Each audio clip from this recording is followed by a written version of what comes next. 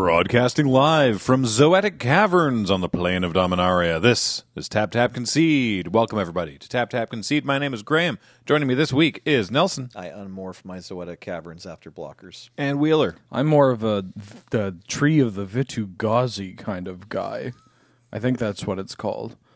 And today we are on episode 6 of ranking every asterisk mechanic in Magic the Gathering. This whole series is so much fun. We're having a blast doing it. Y'all are enjoying it as well. So that's terrific. Very happy to continue on with our 20 mechanics of the day. But first, I want to remind you all that everything we do here at Loading Ready Run is brought to you by you and your kind support of our Patreon or by becoming a member on YouTube. However you're able to do it, we really appreciate it.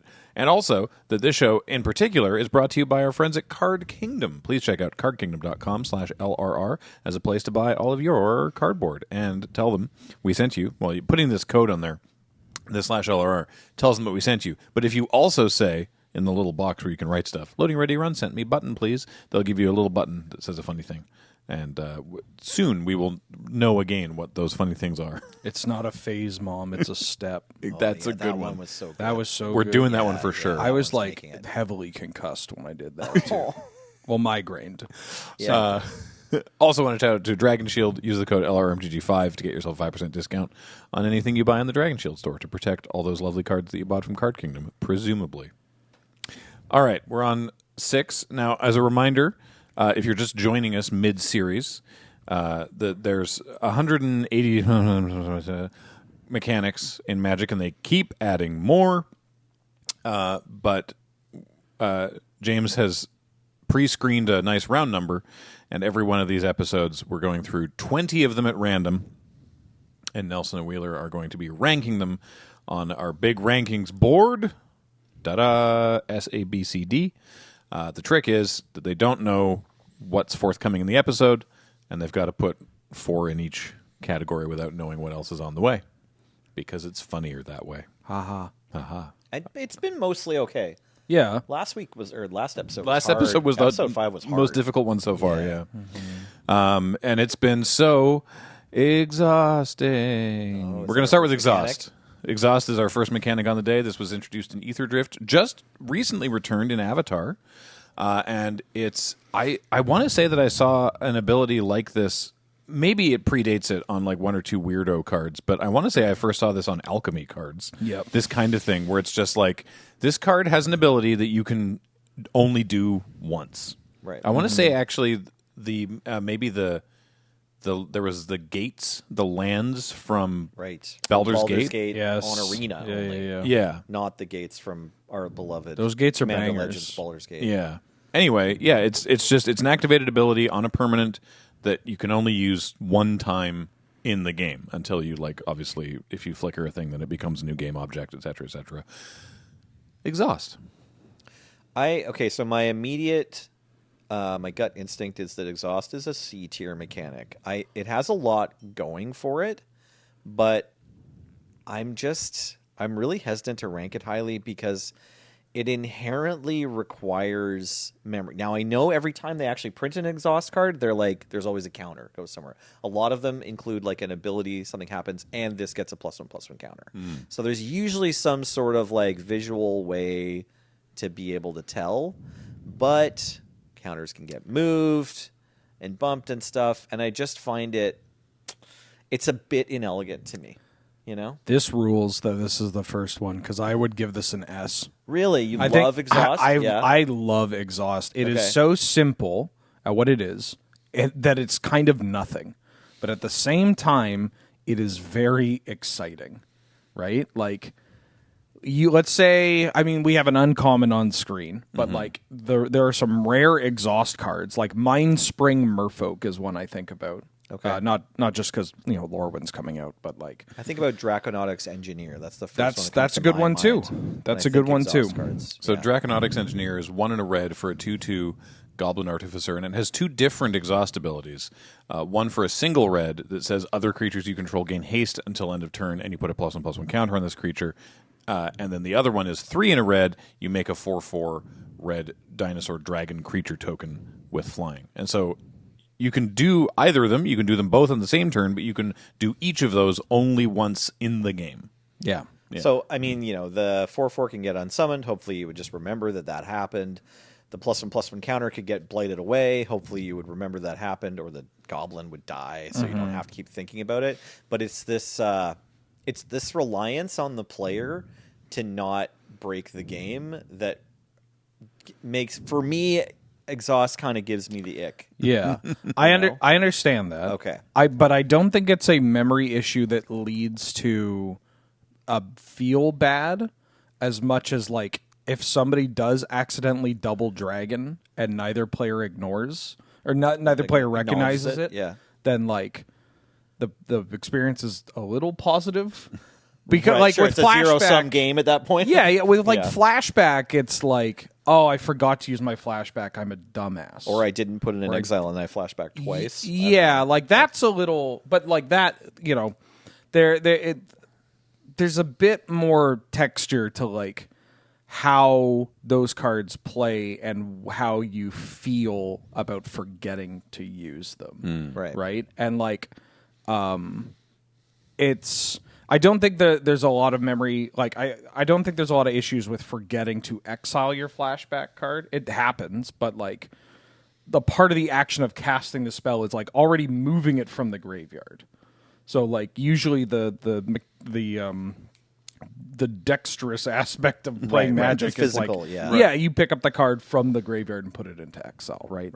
The exhaust is just like, you won't forget it because you're playing these cards for that big moment. And finding that moment is exciting. It's different than, did I play a land this turn? Because you Right. have so That's many what lands. I worry about is like more things like that where you're like, well, we've been trying to play this game correctly, and now Yeah, whereas we're like just at an impasse. My assumption is that it's like you don't remember if you played a land this turn because you've got like 8 lands in play and all the lands are the same, and you're like, oh, I can't remember if I took this game action. Whereas it's like, no, I remember that the turn I gave all my creatures haste. Yeah, dog. Right. And I remember making a dragon. I remember the Merfolk, Right. which, James, I will note that you picked Nelson's over my example.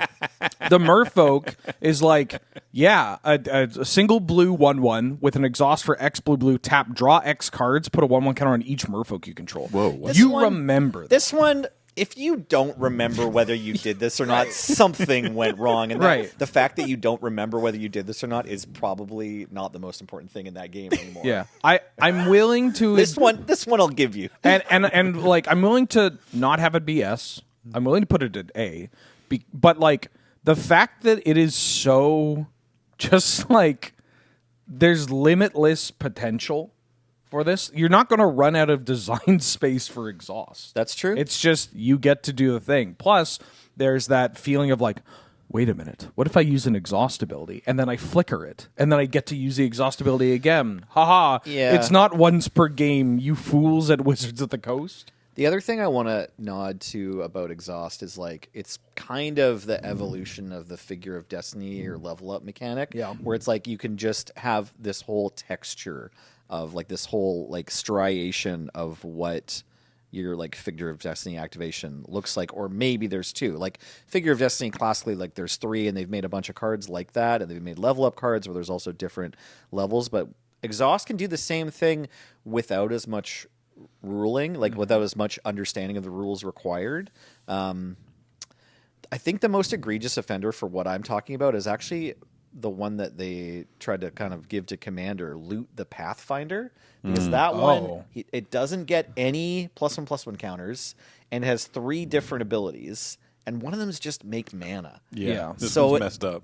Forgetting the green activated ability to make mana, like whether or not you've done that, or the damage one seems totally fine. You probably remember whether you've done the blue one or not. But like, Why is he a noble? I feel... Look at him. there's a story answer for that. Oh, right? okay. I don't think. know. Sorry, Okay. you were saying. Me neither. Sorry, Kathleen's not here. Yeah. We're- What were you saying? Wheeler? you say something, Wheeler? I'm Yeah. just saying that like I'm not going to call on my own experience with this card because I'm a genetic freak and I'm not normal. Like I'm going to remember all these, but I do think that like where this card most often sees play is either in like Vintage Cube, which is really funny. Yeah, it's fun and cute. And Yeah. where like if you forget it, like sucks to suck dog, like it's vintage cube. But also commander, where if this is your commander, that is like your job, right? And like there's a make yourself a card. You have an emotional resonance with this card, yeah, and so you will remember, right? Like that's your tracking. It's just knowing which ones you've used. And for what it's worth, like Dark Ritual, Ancestral Recall, Lightning Bolt, yeah, like those are very powerful cards that a subsection of the play group, commander players, doesn't always get to cast. Yeah, and so they'll have an easier time remembering that, hopefully. But also, I don't know if it's the end of the world to forget it once. All right. Yeah. Just quickly, I'm curious about this. You're talking a lot about forgetting, but there is also the act of cheating. Sure. With cards like this. Yeah, but there's the act of cheating with everything, James. Absolutely. It's just this, I feel like, lends itself maybe more to that than most other cards. These kind of cards and this kind of a mechanic also feels very indicative of the age that we're in with Arena. And I'm curious what your thoughts are on that. Like, do you think this mechanic would have been made 10 years ago? It's really important housekeeping that Arena does for you. Right? Two things. One, yes, and two, I'm going to say something that seems like it's snide because James said it, but it's going to be that way because I think what you're mentioning is completely irrelevant. Because, like, this card is not going to enable cheating any more than something like Arcbound Ravager or putting additional counters on cards or cards changing zones or rampant growth, right? Like, if we're talking about a cheater, they will cheat with whatever. It doesn't matter that, like, this has 3 abilities that you have to track. Your opponent has to keep track of what you're doing with it. Yeah, I think like James's kind of like comment, if you lower the C and like think about it as the sort of cheating by accident, like not real cheating, but the kind of like soft idea of like kitchen table, like oh they cheated me here. It's like they didn't know what they were doing. Yeah, that has makes no more intention. sense. I know that doesn't have intention, but like there's a crossover there, like because if you say any mechanic or card has it has additional potential for cheating. Yeah. I'm kind of, I have to side with Wheeler here. It's like, well, okay, they still have to choose to cheat. They will be able to cheat you with any resources available to them once they've decided to cheat. But this other thing where it's like, we guess that they're not really trying to cheat. It's just they end up breaking the rules because Magic's a complicated game. Yeah, and like, if we're talking about just forgetting something or misplaying something, cards being in incorrect zones or abilities being using at incorrect times, that's just Magic the Gathering at every level, especially at a less competitive level. And contrary to the confidence of YouTube comments regarding rulings or play lines, like, watch a game of Commander. The amount of misplays, every single, and like rules violations, not just like, well, I would have bolted the other creature. It's like, that's just so prevalent in Magic, and yet the game persists. And I would say that that's a benefit of the game, is you can forget or you can make an error, and it's still the best game on the planet. James, I do appreciate your question. I was going to say, respectfully, from an audience surrogate perspective, because I imagine that people would also have that thought. I appreciate that. Great impression of an audience member, James. I don't know why I'm coming up punching so much. Well, I do. It's first thing in the morning. Yeah. All right. Well, let's rank this sucker. I need you to sell me on putting it in A. I will put aside I've said my piece, but it's just now you need to tell me on like Exhaust is worthy of being A because it's just that cool.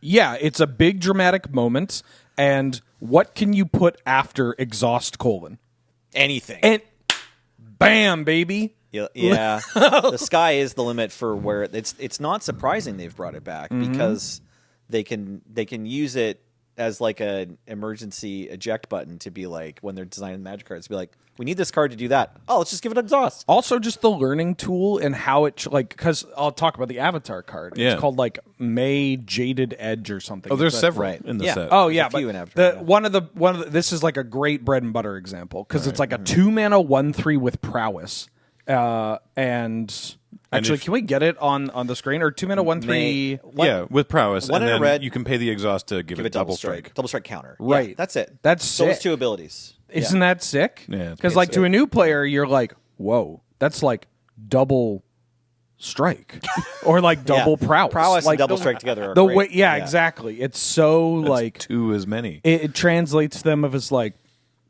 it's like every spell I cast, I get 2 activations. Attacking with May for 1 when you haven't activated exhaust yet and you have mana up and the cards in your hand is pretty fun. Yeah. As your opponent is just like, well, it could be a 2 or a 1/3 double strike with their mana they have up, like, or maybe it's worse because they have an actual pump spell and they just get prowess. Yeah, you could take 1 here, or you could take 6. My last comment on the exhaust is that they've also done a pretty for like the memory issues because Yes. undoubtedly there's somebody in the comments going to Loot's say a this. mythic, right? Yes. Most of the common, uncommon, rare ones, there's a counter. Yes, and a lot of them will put counters on cards, or they make a big moment that you remember, like making a dragon. Even that the Draconauts engineer puts a counter on things, but also just makes a big dragon. Yeah, they haven't been like flooding the sets with like exhaust, 2 generic, target creature gets +2/+2 until end of turn. Mm-hmm. Like Exhaust, like shuffle your library. right? Yeah, like that would be like a bit of a crime. But Yeah. wizards are smart; they're wizards. So they haven't done that to us yet. All right, let's put it on A. It is Hell exciting. yeah, hell yeah. I'll agree to A. Thank you for conceding to me in this game. I look forward to the moment where I get to concede to you in the future. Yes, I hope so. Yeah. Yes. My only thing about exhaust that bugs me is because it was so obviously named. Obviously, it thematically worked in Ether Drift, which was the set it was introduced, but it was named in a way that like a creature can become exhausted, Yeah. right? Right. So that works great. But on Arena, the sound effects design is specifically for Ether Drift. So so you activate an exhaust ability of My Jaded Edge in Avatar, and it does this like, and it's very silly. It feels a bit Amonkhet coded to me, probably because Exert was a mechanic. Yep. Right. And I don't know, that could maybe be another knock against it because it confuses people with Exert, but 180 something mechanics, right? So that's going to happen. All right. Speaking of which, our next mechanic, I'm going to give each of you one guess on this because it is a mechanic introduced in Alpha and has a card that is named the same as the mechanic. Well, we each have to guess. You each get one guess. The name of a card from It's in Alpha. Beta. It's a mechanic is from also Alpha, from Alpha. and also has Web. a card. Nope. Also has a card that is the name of that That's card. close because also in Web is an Alpha. ability. Okay. Oh wait, the card in Alpha has the ability too. Yeah. Okay, it's not. It's not is Lance. Flying? Nope. No, Flying because there's is- flight, Flight is the name of a card. but there's Lance is first strike. Jump is also flying. Yeah, Web is reach. Mountain walk. Nope. No, burrowing. You are No. correct that it didn't have the name at the time, right? It's like okay. it's named after oh, this it's Island? card. the defend. No, we already did defender, Yeah. right? Not Island Home. It's not Circle of Protection. I think I said one guess. Wow, We're so how, off. How come we can't do this? We should be able to do Yeah. this. Wait, give us one more guess. Okay. No, I feel like this is- Rampage. no. All right, there's a card in Alpha Regeneration. that is named this, and then says what this does, and then later they named a mechanic after the card that later. did the thing. So not regeneration, because regeneration gives Oh, regenerates. fear. Fear. Well done. It's fear. yes. Sorry, I was looking at what was named in Alpha, Yeah. not a little bit confused. what the I change. could have explained that better. I'm okay. sorry. It's okay. It's so okay. yeah, it's fear. We've already done intimidate on a previous episode. I don't remember where it got didn't get put. A. It's not I. It was B, C, or D. Yeah. But fear says that the creature with fear can't be blocked except by artifact creatures and black creatures. Right away, can we just S tier the Mark Poole painting? Like S tier painting. Skulls! This is a crucial piece of art that made me go, I might play this game more than once. Yeah. Like I'd for sure opened this up in a pack when I was in grade school. Yeah. And I was just like, hell yeah, dude. These are rules, and for the low cost of like $3 USD, you too can own a beta copy of Fear to look at this art and just go like, hey, I love periodically because it's a creature enchantment, and I love that more recent printings of fear are just like enchanted creature has fear. Yeah. Because that's just what fear does. So yeah, like we said previously, we had fear, which can only be blocked by artifact creatures, and specifically black creatures, no matter the color of the creature that you enchant with fear. And then later they replaced it with intimidate, which was artifact creatures and the color of this creature, and then I don't think they've ever officially like shelved Intimidate, but they just sort of stopped printing it. Yeah. So we went over Intimidate already. Yeah. This could get, I don't know, the same rank probably, or it could get one lower because it only ever does black creatures and it's less flexible. I don't know. It is not great. I do appreciate for both this and Intimidate. Like there is some like theme behind it. Not to poke fun at YouTube comments, but in one of the episodes where we talked about Intimidate, somebody waxed poetic for like a paragraph good for about them. the strength of like Intimidate and Fear and what it encapsulates and why it doesn't impact artifact creatures or whatever. When like the actual rundown is just is scary. Like creature scary. Creature unfamiliar. Creature Yeah. scary. It's strange. Yeah, I think Fear stinks. Yeah. Like Yeah. it's not good. No. When it does the thing, it feels broken, or like you're doing a thing that is really powerful. And when it doesn't do the thing, then you feel like an idiot. Yeah. Yeah, we're repeating ourselves, but Yeah. Fear and Intimidate both just either are incredible and then it's no fun for your opponent, or they do nothing, in which case it's no fun for you. It's extra fun with Fear because like if you are a black deck playing Fear and you run into another black deck like also playing Fear. Yeah, right? two Like- Dothy Voidwalkers looking at each other like, oh, I guess we get blocked. Yeah, exactly. Yeah. It's this run in where nobody's happy with their choices. Yeah. It's very funny. Yeah. Look at us playing worse creatures with an ability that does nothing. I do like the cards that were printed with Fear a bit more than I do the cards that were printed with Intimidate. It definitely like harkens like as a nostalgia factor. It like shows you which time period you're in Magic exactly. Yeah, I mean, yes. There is an appeal to nostalgia, which kind of just voids what I'm saying. But like when they're like, "What cards have Fear?" It's like, "Oh, let's make the scariest zombie or the scariest demon," and like the cards with Intimidate are just like, "What if a pig?" I do like that even though that Fear has been, they're like, okay, we don't use Fear anymore. It's outmoded or whatever. I do like that they have brought it back occasionally, once or twice now recently, as like a flavorful mechanic on occasional commander cards or something, or in like a secret lair or something like that. That it's like, oh, this has Fear. Why? Well, because it's big and scary. Yeah, it's a great word to put Yeah. on a Magic card. Yeah. Okay, so D tier? D. Yeah, All D right. tier. D Yeah. for Fear. Yeah. All right, this next one I gotta. Okay, this one I do have to actually give James the gears a little bit, or at least ask him his reasoning. This next mechanic appears on one card. Okay, Look. This whole thing is about the journey, not the destination. Okay. And Okay. sometimes I want there to be one card. And All right. that's not true. There are two. Is it Transfigure? Oh, no, well, there's two. okay, one of them is an uncard. But Correct. Sure. All right, fair enough. Is it Gravestorm? No, apparently, I love this on the wiki. Mark Rosewater has tried to put this in numerous sets, but Play Design is not a fan, stating the play pattern is not that fun. That sounds like Play a conversation that Mark has to have every now and then. Play pattern is not that fun. It's a mechanic meant to encourage blocking. Is it meant to encourage block? Is it? Yeah. Oh, And again- is there a reverse flanking One black border card. or a reverse? Is there a reverse rampage? Is it absorb? No. No. What the hell? Oh yeah, no. Absorb's on like 10 Encourage. cards or something, isn't it? No, absorb's only on a. It's only on that one sliver? Lymph sliver.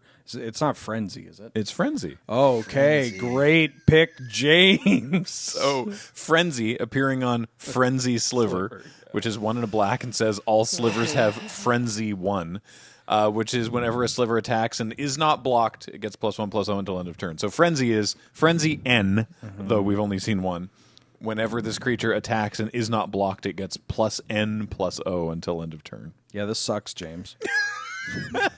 It's neat because it's kind of the same as Fear, right? Like the end result of Frenzy is like you put it on creatures and then you play the game. It's just like, oh, cool. Is my Frenzy broken or does my Frenzy do nothing?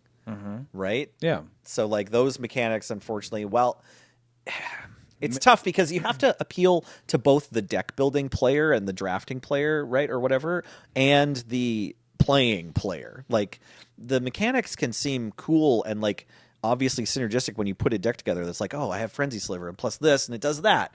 And it's like, that's so cool. And then you play that game and you're like, okay, well, it either worked or it didn't.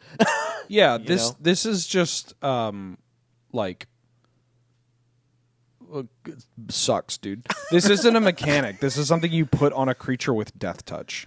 Like once. You're like, here's a Death Toucher, but when it's not blocked, it pushes damage. And then there's the like, well, do I take 2 or do I trade with this 1/1 Death Toucher? And I might trade like a 2/2. Wasn't this card specifically like, wouldn't Frenzy show up in a Pauper Slivers deck? Like that was a real thing? Or am I only thinking of the poison one? Yeah, the poison I thought one. maybe is, this one had a different combo where they're like, they make Sliver tokens. I mean, somehow, there's and then they hit you with there's Frenzy. probably a way to kill somebody with this card if they don't Yeah. block.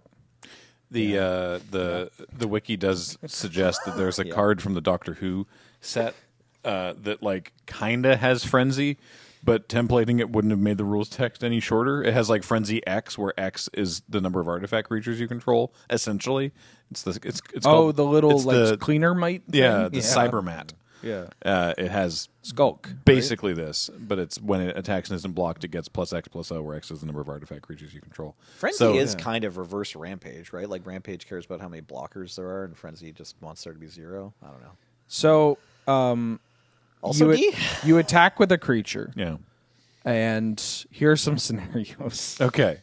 You attack. We don't need with to spend too long. No, on no, Frenzy. no. You attack with a creature, and your opponent doesn't have anything to block, and I deal more damage than I did if I didn't have Frenzy. Cool. But I'm still dealing damage. Yeah. If this card didn't have Frenzy, what happens if I attack you and you don't block? You still take damage. still take damage, Great. yeah. So now I have a creature, and that creature can block, which is a problem because attacking me and I block means you're not going to push damage. But don't worry, Frenzy's there to do nothing, to not change the context to not change the texture of the game. It doesn't incentivize blocking. It just says. It also just like.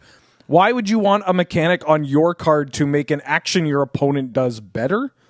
Like that's not fun, man. Right. That sucks, and it's not like there's not a lot of a give and take here. If I block that creature, your creature dies. If I block that creature, your creature dies, and I take less damage. Dog, if I have a blocker, I'm already blocking. Who cares if it has Frenzy? I guess, yeah, to incentivize blocking, we want cards that say, like, when this blocks, you gain 2 life or Yeah, something. a fine thing to have on cards if it works with other mechanics. Again, the Death Touch example, even that Skulk card's not that bad. Of like, it incentivizes you to attack with a bunch of stuff, and also just like your opponent probably wants to put the bigger things in front of this, and you get the little Skulker. Like, there's more play to that card, but.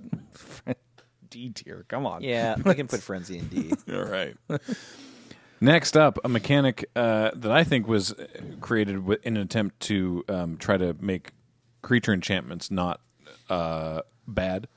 It's Bestow. Oh. So Bestow, this was originally from Theros block, though we've seen it since then on other cards. This was also the first time we saw enchantment creatures with their fancy star frame. Or was it? with the star- Star frame. I'm not talking about Lycids.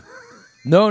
There's okay. a Is there one Pegasus from from Future Future Sight. Sight? Yeah. Yeah. there's- Okay. A creature that was also an enchantment. Well, this is the first time we saw the fancy star frame. Yes. Right. And Bestow says that you can cast it. So you can just cast as a creature. Right now we're looking at Thassa's Emissary, which is 3 and a blue for a 3/3. Whenever it deals combat damage to a player, draw a card. Honestly, great. Or you can pay 5 and a blue to cast it as a creature enchantment. The enchanted creature gets +3/+3, and whenever the enchanted creature deals damage to a player, you draw a card. And the notable part is when the creature dies, when the creature you are enchanting dies, what is at that point a non-creature aura just falls off and becomes a creature. And that's also true. This is why I think this was like an attempt to make creature enchantments not bad. This is also true if this is on the stack as a Bestow and they kill the creature that you've targeted out from underneath it, then the Bestow just goes, oh, clunk, and lands as a creature instead. Which eliminates the feel bads of getting your whatever Doombladed out from underneath your creature enchantment. Yeah, I mean, Bestow. This was like the first appearance of playable enchantment creatures. Yes. Basically. Yeah. I really like Bestow. I think they nailed everything Graham said. And it's important to note that the backstory of Magic is that like a bunch of the coolest things flavorfully you can do involve putting an aura on your creature, and it's like the most punishing game action you can take. And like everyone who plays Magic is just like, please just let me 2 for 1 free for free, please. Yeah. Just let me 2 for 1 you for free. I don't even have to work for it. Just put an aura on your creature. I'll kill it in response. I get 2 of your cards. I was going to kill that creature anyway. It's it's a thing that has been bad forever, and yet people will not stop. Even when they get punished. Yeah, Like maybe next time. We'll get them next time. Yeah, I mean, if Lord knows I've won plenty of store credit off the back of someone that like week after week will be like, put this aura on my creature, and be like, I'll Doomblade it in response, and they go, oh, you had it? Damn it.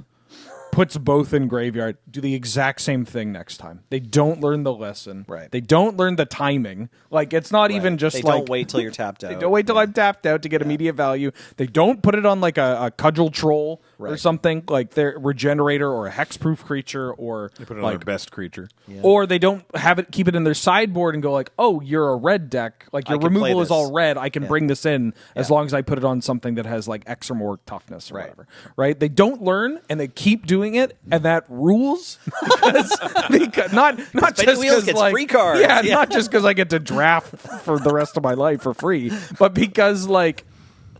Yeah, you ran into the like biggest like you shouldn't do that dog moment in Magic, and yet you just want to keep doing that. And Bestow fixes that on both. Not to mention both sides. The other issue is you draw all your auras and no creatures, Right. and that feels bad. But like you draw a Bestow creature, it's your creature and your aura, and that feels good. I think Bestow's kind of a slight like it's a little tricky with the rules at times, but like. I think this mechanic's kind of a slam dunk. Yeah. I do like that the rules. It's one of those things where it's like it works the way you want it to. Yes. Right. And when it came out, it was like, well, what happens if I'm casting it and they kill the creature in response? It's like, well, what would you want to happen? Like, well, I would want it to just turn into a creature. Then, yes, it does that.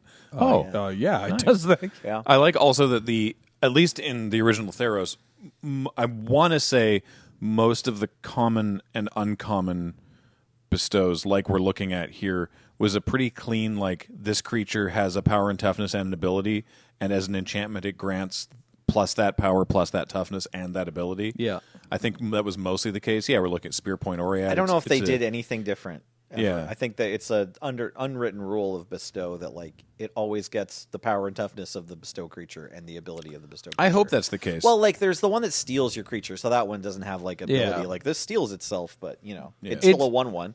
At lower rarities, it's pretty straightforward. yeah. Which is the important part. Can you think of one that's like Well, Springheart breaks the and Antuco Okay, yeah. breaks a couple of rules. Yeah, that's fair. But That's also, that's a Modern Horizons Also, card. this is the only one that's really committed any crimes. Like Yeah. every other Bestow creature except the newest one from Modern Horizons 3. which itself is a problem. Which, Yeah. like, you should know by now if you've watched some of our content. Like, if we say this to cards from Modern Horizons 3 specifically, but Modern Horizons at all, then it's like, well, maybe that card's going to be a we criminal. usually mean it's a front to Magic. Yes. And, Yeah. and a front. To And a Magic. front. Yeah. But every other Bestow creature besides, like, none of the Bestow creatures are like, stupid Bestow creature killed me again. Nobody Right. really hates them. They're all kind of like sort of cute little guys. My evening was ruined by Boon Satyr again. No. I think I'm comfortable putting Bestow in S if you want I'd to. put it in S. I yeah. actually think it was a really good move. Yeah. It's weird because we shit on Theros a lot. Oh, yeah. Like, Theros had a lot of problems, but Bestow wasn't one of them. And Yeah. like, I don't know. Yeah. I really liked the limited format, at least Mm-hmm. for Triple Theros. Yeah. Yeah. There's a lot of crimes committed in Theros that, like, get swept under the rug. Can you Cons is imagine- the same thing. Like, it's Yeah. that whole era Yeah. of people like, nothing bad ever happened in RTR, Theros, and Cons. And then it's like, well, hold on. Sphinx's Revelation, Pack Rat. Remember that format where it was just mono blue versus Burial mono Rites. black? Right. And everyone's like, no, shut up. No, that's when I started playing. Right. Right? Yeah. All right. Well, what if it's a mechanic that you don't want to? What if you don't want to touch anybody else, and also don't want anybody else to touch you? POV, you're the creature in this case. Shroud. It's Shroud. no, and also you don't want to touch anybody else okay, either. yeah. Oh, It's Shadow. Shadow. Yeah, we were just talking about Shadow is fear, unfortunately. Yeah, Shadow sucks. So yeah, Shadow is a weird one where it's the creature. Literally in combat, the creature can only interact with other creatures that also have Shadow. Okay. It's So, like let me take you back to 1993. hyper flying. That To play somebody at Wizards loved Raging River. Yeah. Go ahead. You go ahead. No. I want you to speak your piece because I have a very specific thought about Shadow, and I'm actually willing to make it not D. Okay. Yeah, I could put it in C, mostly because even unlike Fear, where it either does the thing or it just doesn't work at all. If you have Shadow and your opponent doesn't have Shadow, you do the thing, but there's a genuine cost. You can't block with your Shadow creature. right. Yeah. That does have consequences.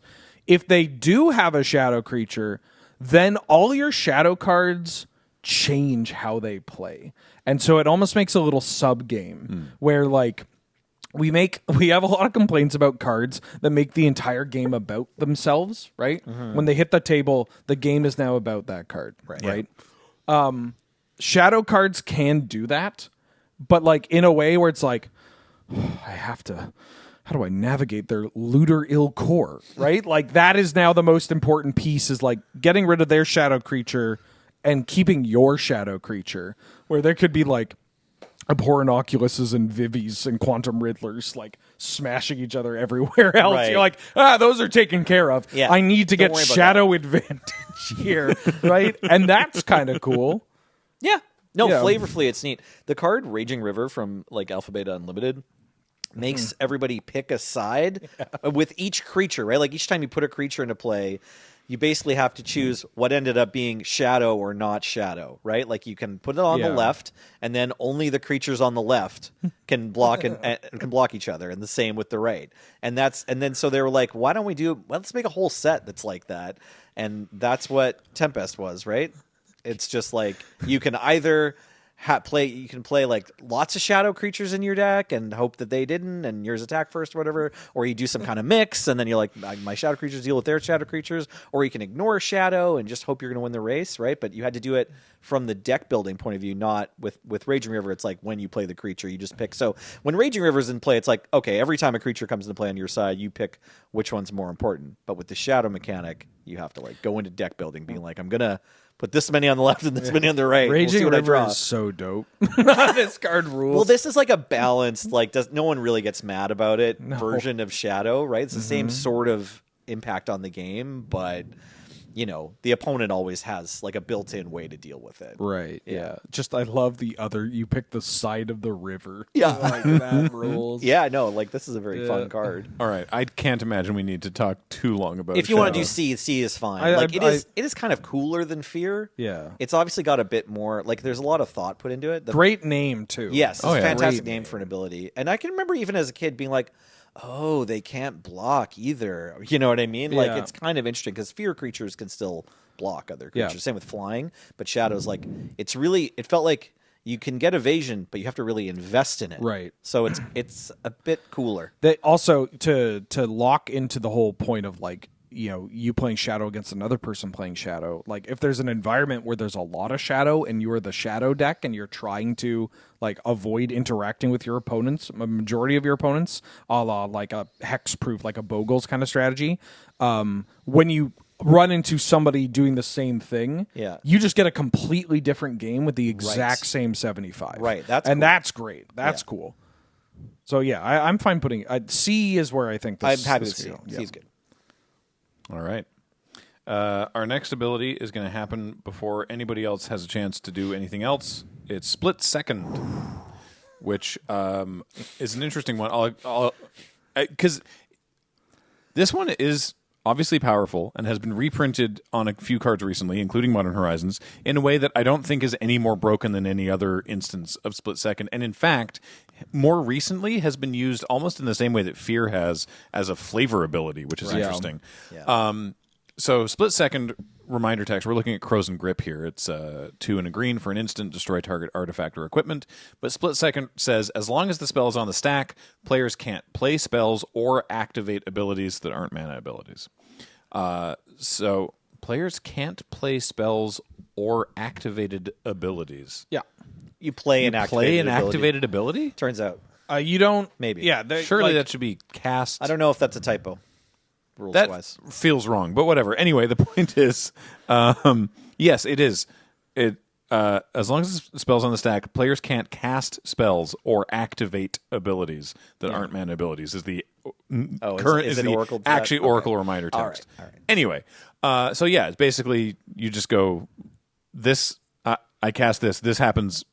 This is going to happen. No one else has an opportunity to respond to it. Well, except there's Morph, right, which came out before this. But I want to jump in front and say, like, the important thing about Split Second is the story of why Split Second exists. Mm-hmm. And for this, kids, we've got to take you way back to 1993 when interrupts were a thing. James, can you pull up Alpha Counterspell? So originally there was another card type that was instant plus, right? You had sorcery, cast the same as creature, or creature doesn't have flash, whatever. Then you had instant, and that was cast whenever you want. And then you had interrupt that was only cast if cast it really whenever you want. And actually, instants you're not allowed to cast anymore if there's an interrupt on the stack. So it's like interrupt was this like extra exclusive club inside the club that you only got into if you knew the right kid, you know, to let you into the secret back room where the drinks were half price and I don't know, your friend worked there and didn't work in any other part of the club. Anyways, they got rid of that with I think 6th edition. They stopped printing interrupts at some point. It's kind of stupid. yeah. I went through that whole explanation. And mana sources. Right, RIP mana sources. source. Mana sources and interrupts. My Goyf could be so big if only the things had gone differently. It's fine. Anyways, yeah, mana sources weren't in the original rules. No. They were interrupts, and then the ones that made mana, it's like basically just Dark Ritual. It's Dark Ritual and Culling the Weak. Oh, yeah, okay, which Yeah. is like another Dark Ritual, right? Yeah. Sort of. And Sacrifice. Sacrifice is also a mana source, right? Yes. Maybe? Yeah. Yeah, And probably. Burnt Offering. There's a few. Yeah. There's not a lot. They don't exist anymore. But It's okay. for a little while, mana sources were the same timing rules as interrupts, but not interrupt cards. Yeah. Anyways, so interrupts used to exist. It's how counter spells were handled, and then and Dark Ritual, and not much else. Yeah. They were on very few cards. But then in Time Spell, it was like, well, we got to do all this nostalgia stuff. Interrupts hadn't been printed for like 10 years at this point or something. Everything was just an instant, which, as you know, you play Magic, makes sense. It's fine. It turns out if you take away the interrupt type and you just let someone cast Lightning Bolt before the counterspell resolves, that's fine. That's cool. And doesn't matter. And in fact is interesting and creates for more interesting stacks than we had back in the interrupt days. Anyways, they were like, well, what if we just put the ability on some instance that you can't cast any more spells? Because it's like, no, hold on. You got to wait until I'm done with the cool inside of the club. And then when I leave, when the spell resolves, we can go back to partying and casting spells. Okay. I wanted to give that whole backstory and basically judge the ability on that because otherwise I don't really care about Split Second. Oh, it's kind of if you're new to the game and you're like, why is Split Second? You know what I mean? like it. Do you? Okay. Yeah. All right. I think it's a fine B, actually. Okay. I think it is a mechanic that they need to be very particular about where they print it. Like, it's cool on a pump spell or some kill spells or a burn spell. Like, that's like the one from MH3, Siege Smash. great. Right. Is just That card's good. destroy an artifact or give or it's a combat trick. It usually benefits the player that is trying to play, more fair, air quotes, Magic. And even on creatures, right? It's like, no, I'm resolving my creature. You don't get to counter it. You can kill it. It's kind of like a reverse hexproof almost. Yeah. And it's like, this is, you don't get to counter it, but you can kill it. So once it's in play, you can kill it.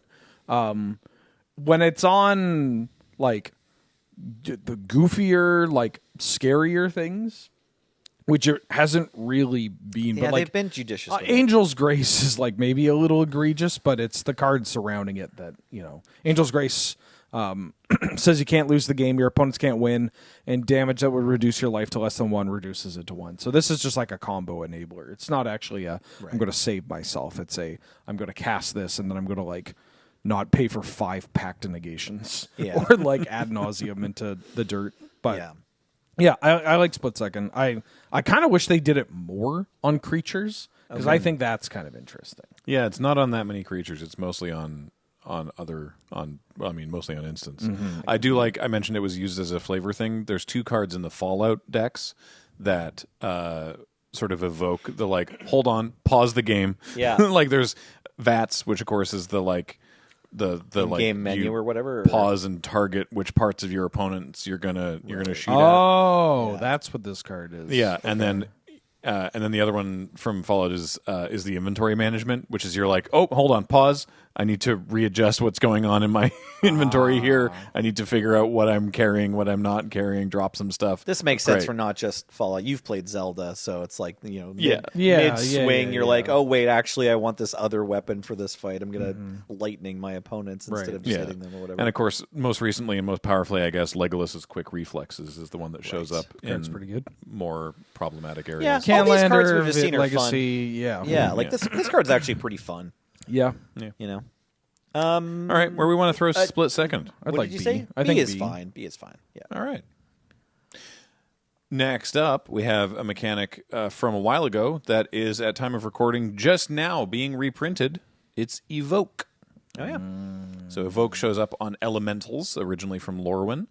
And basically, all the Elementals that have Evoke, they do something when they enter the battlefield. And so you can cast them for their expensive cost, and then you get the creature, and they do the thing when they enter. Or you can pay the Evoke cost, the creature enters, it does its thing, and then you have to sacrifice the creature so it doesn't stick around. There are many shenanigans you can do with that, but I'll leave it there and throw it over to you two to discuss that if you want. God, I just want to draft Fish Bus now. Fish Pack one, pick one. Yeah, right now we're looking at the Ether Snipe, which is 5 and a blue for a 4/4. When it comes into play, you return permanent to its owner's hand. So you can just pay 6 mana for a 4/4 mana war, and that's great. Or it was in 2005. Yeah. Or you can play, or you can pay the Evoke cost, which is 1 blue. It enters, you bounce something, then you are obliged to sacrifice it. But you can choose what to do with those triggers. So you can respond to sacrifice it to a different ability and get value there, or you can flicker it and then it comes back, and then comes back permanently that time, and you get another ETB with it. So there's fun stuff you can do with Evoke. Ephemerating and reanimating elementals is a big piece of the Canadian Highlander game right now, at time of recording. And we're all a little bit sick of it.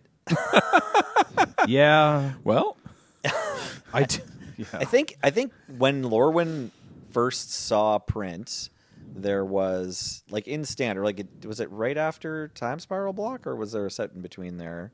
Sorry, no, it was Time Spiral. Was Cold Snap after or before? Right, Time Spiral. Cold Snap's part of. It was before Time Spiral, right? Or yeah, after? to go Ravnica, Time Spiral, Lorwyn. I think that was during my break. Yeah, so I don't remember. Right, I was playing a ton back then. Yeah. That was like right when I got back into Magic after starting college, and it was like, I think, if I'm correct, Onslaught mirrored in Ravnica. No, Onslaught mirrored in Kamigawa. Ravnica, Time Spiral, Lorwyn, yes, Alara. Yeah. So at the time there was Momentary Blink, and everyone felt really smart. But the thing is, if you Momentary Blink an Elemental, you played 2 more mana.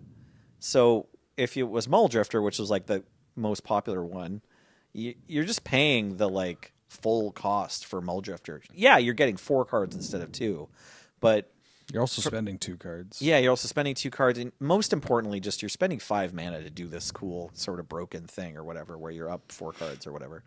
And that is way less of a problem than spending 0 mana because you exiled a card from your hand, and spending 1 mana because now there's Cloud Shift and Ephemerate and a bunch of other ones.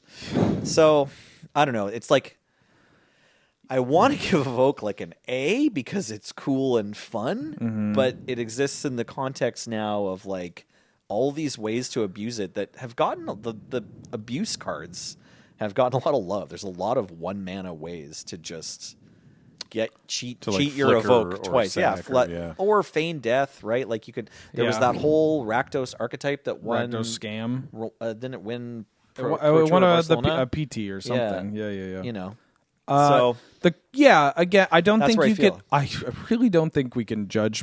We can judge mechanics based on the cards that have that mechanic, especially if the pool is small enough. Right. But like with that, you kind of have to ignore Modern Horizons product. Sure. Mostly, like MH2. These cards are messed up because the Modern Horizons product they look to print cards that are more powerful than anything that exists outside of the Power 9. Yeah. So, like, congrats, bud, you did it. You did it. Like, pitch swords to plowshares that also can be, like, reanimated, flickered, whatever. Like, damn, who would have guessed that's, like, not okay? Oh, right, because you're talking about like the Solitude, Fury, Grief. Those are also Right. elementals with Yeah, evoke. those suck. But those are that's a problem of those cards. And honestly, the evoke part of those cards is exciting. Yeah, but It's- also the evoke part isn't as to me the evoke part. The fact that they have evoke is not the problem. It's the fact that the evoke costs are free. Yeah. That's right, Graham. the problem. It's the fact that you're getting an effect for nothing. Yeah. You are tempo positive, card negative, and then you find ways to make you card neutral or card positive and tempo positive. I'm trying to remember how many different free mechanics have been printed since that article on the mothership that was just like, look, every time we print a mechanic that doesn't require mana, it's broken. It happened with Storm. Yeah. It happened with Phyrexian mana. It happened with pitch spells. It right? happened in Saga Block. Just stop, dog. Yeah.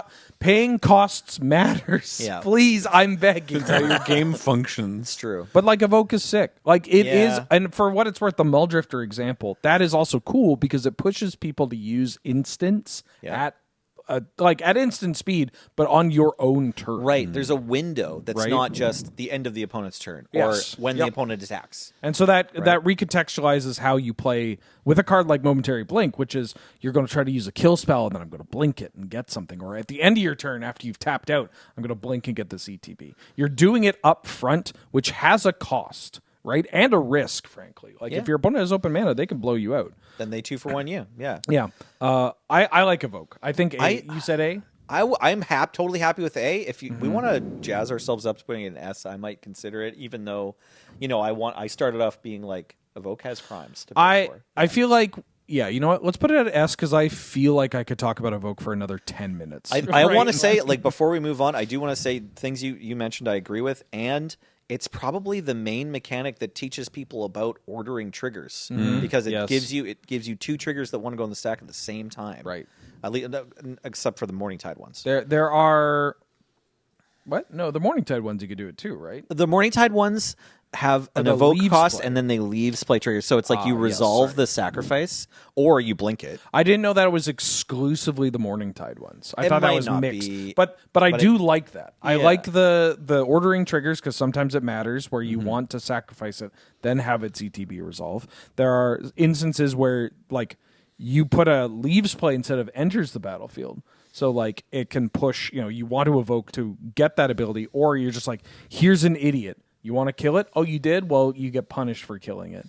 And the cost. Sometimes they have evoke cards with like messed up leaves play triggers that like are on a cheaper card, and so your opponent can kind of ignore it and try to circumvent that. But if you want to dump the mana, you can get like a big payoff, or like what's the Walker of the Wild? Yeah, Walker of the Woods or something. Walker of the Or Woods. Grove. maybe? Yes, The green one that leaves a 4/4. There's a big green one that makes a 4/4, and it plays in a very interesting way with the evoke that is different from just like a bunch of upfront mana, or Also, just another real quick thing about there's a new cycle of 5 from Lorwyn Eclipsed, and the way that they're templated is that the evoke cost is with hybrid mana.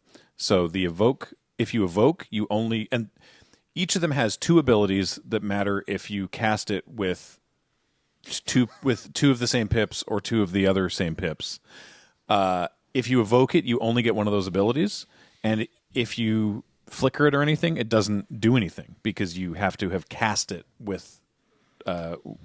It cares about if you spend the mana to cast it. Yeah. So these are actually like sort of incredibly fair as far as evoke could be. Yeah, your payoff is you get a big idiot. Yeah, if you do the they're still flicker. very powerful. Yeah. But they're much They're less fixed. Yeah. Evoke's great. Yeah. All right. Should we put it in S? Because I want to say, even with the busted ones, actually, the mechanic is pretty cool. Yeah. The fact that you sit there and sometimes you're like a lot of the time you're like, okay, I got to pitch a card to Fury to get the Fury on the board here and get the effect, even if I'm not blinking it. Yeah. And then sometimes you're like, okay, I could 2-for-1 myself to 2-for-2 or whatever. I kill these 2 creatures. Or maybe I only have to wait one more turn and then I could just cast this Fury. And that mental puzzle happens at like every stage of the game. Like limited, constructed, cube, whatever. It is a mechanic that is exciting and something you want to play with no matter your level of investment in the game or your skill level. Yeah. Right? And that- I that's enjoy that puzzle, I want to say too. Right. And because I've still played with these cards for like decades and I still am like, it's cool going through the game trying to figure out whether it's correct to evoke or not. Yeah. I kind of want to give it an S tier. I might play different evoke creatures in my commander deck than I would in my Canlander deck, but like sometimes playing one or the other kind of goes like, oh, maybe I should play this in Canlander. Maybe I Well, should. joke's on you. You already gave it an S. Okay. Next, we have, speaking of free spells, what if the cost for getting a copy of a spell for free was that you also have to show your opponent how to do it themselves? It's Demonstrate. Demonstrate. So Demonstrate, it's on some number of commander cards, and it reads, when you cast this spell, so you can just, and to be clear, you can just cast the spell. You can just do it and cast the spell, and that's it. It's got a reflexive trigger on you casting it. Yeah. But also, when you cast it, you may copy it. If you copy it, you choose an opponent, and they also get to copy it, and they can pick their own targets. So you can have it once, just as a normal card that does stuff. But you can have a second one if an opponent also gets one. This rules, man. Do you? Okay, do you love there's lots of things that are like for Commander only that are like kind of cool because you get to do it in Commander and you probably shouldn't in 2-player.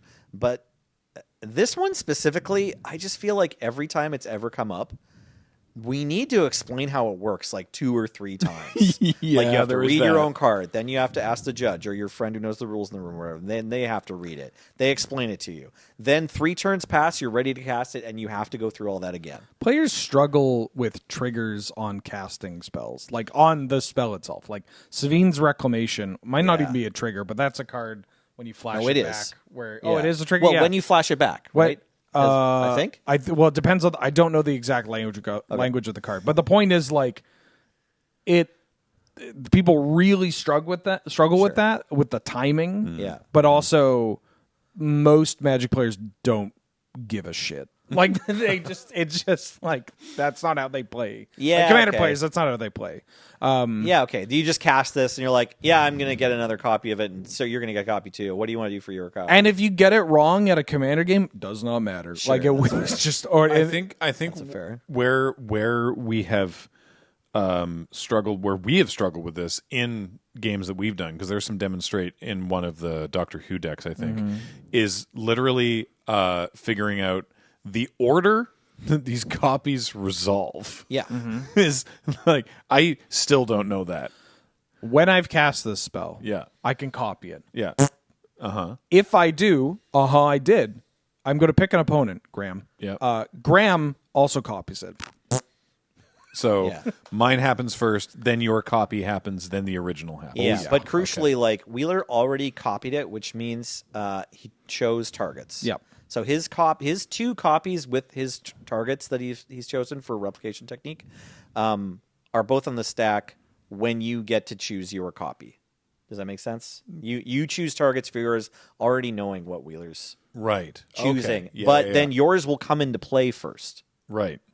Got it. Okay? Okay. Now we've done that. None of you ever need to wonder what Demonstrate does ever again. You're all perfect little It's just judges. it's just so fun, man. It's just like, yeah, I get a thing. Who wants to owe Benny Wheels a favor, right? Like right. get that's fun. And like like Nelson said, you could just play this spell. Yep. You could just you can just cast a spell and resolve it. Not to mention, It's a commander-only mechanic, or primarily a commander-only mechanic. You can play it in 1v1. And some people do. There's a legacy deck called Mississippi River that plays the... James, if we can get the red version, I think it's Incarnation Technique. Is the name of it. Do they just cast it, or do they use the demonstrator? Or creative technique, excuse me, yeah. So it's a sorcery for 4 and a red. You shuffle your library, reveal cards at the top until you reveal a non-land card.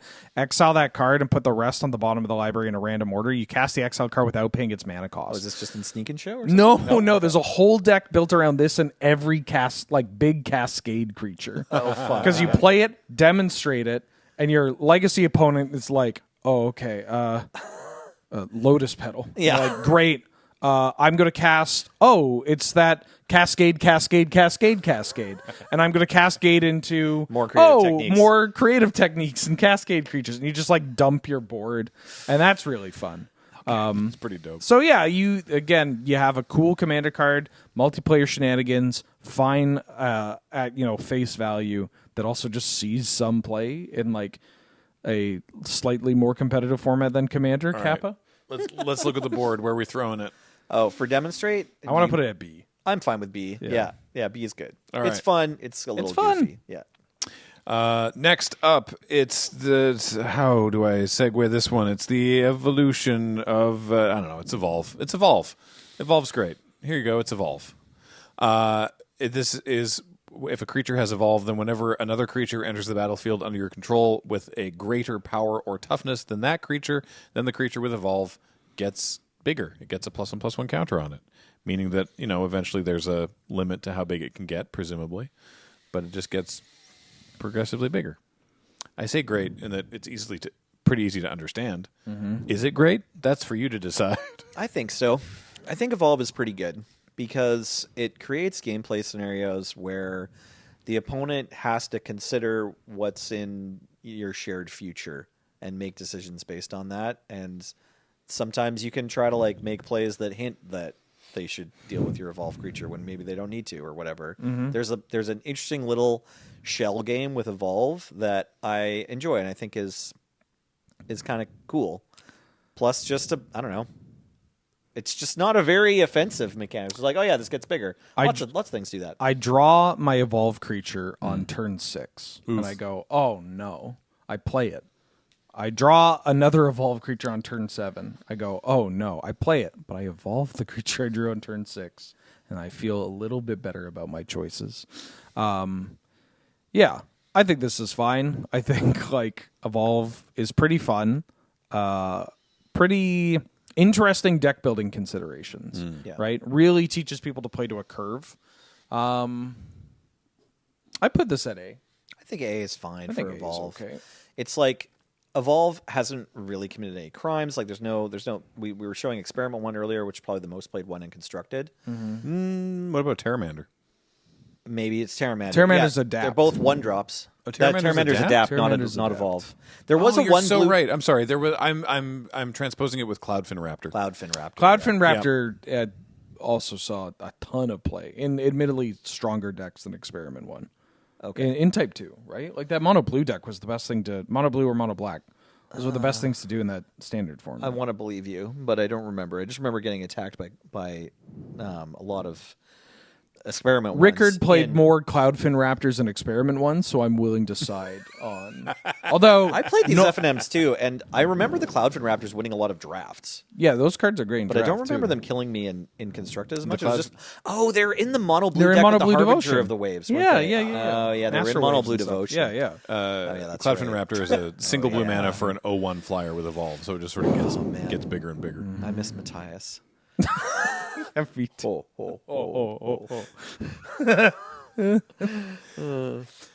All right, next one is because we ranked that, right? That was where did we put that? B, I think. A. A. Yeah. Nice. It's fine. Cool. It's fine for Evolve. Great. Evolve's cool. Next up is a mechanic. I found this very interesting when it came out because it's like we have a mechanic that you get a benefit at a cost. And this mechanic was then the same thing, but like you get a benefit and a benefit. What? So we're looking at Undying. Oh, right. Oh, right, which right, was right. so Not we had persist. we had persist Right. in original Shadowmoor, which is if a creature with persist dies, it comes back with a -1/-1 counter, as long as it didn't already have a -1/-1 counter on it. It only gets to do that once. So you get your creature to come back, but it comes back worse. Undying is your creature comes back with a +1/+1 counter, so it comes back but better. Yeah. And I was like, that seems like it's too good, and it turns out it wasn't, because like they thought about it, and the cards are not, as it turns out, totally broken. But yeah, it's an interesting one. We're currently looking at Young Wolf, which is Yeah. a simple. It's just a 1/1 for 1 green, and when it dies, it comes back as a 2/2. I like the way you put it, and the way you put it is totally fine. But when I see the Undying and Persist creatures, what I see instead is both creatures are like, hey, I need you to sacrifice this creature or like trade it off in combat, and then it comes back. And so just like evaluate how much mana you spent for both sides of that interaction. Right. Because that's your job as the player. You need to get this thing killed somehow for both of them. I thought you were going to go, Graham, we like what you said, and we like how you said it. However, you were in fact wrong. Never say anything ever again. Out of Undying and Persist, the mechanic that sees the most play in competitive Magic is Undying in a Yawgmoth combo deck. That Where- card specifically, though, puts -1/-1 counters on your own cards. So that's why, right? Yeah, and there's also a whole new set that just came out about putting -1/-1 counters on cards. The thing about Undying versus Persist is that for Persist, you want to keep putting 1/1. You want to put 1/1 counters on your creatures already, just in general. That you want your creatures to be bigger. That's fun. That lets you attack for more damage. Yada yada. And so, putting a 1/1 counter on a Kitchen Finks means I'm attacking with a bigger Kitchen Finks. But then it also means that my persisted Kitchen Finks is now healthy again. It can persist again. It can persist again. That feels great. Undying says, I had a Young Wolf, now I have a bigger Young Wolf, but if I wanted a bigger Young Wolf before Undying happened, then I'm out of luck.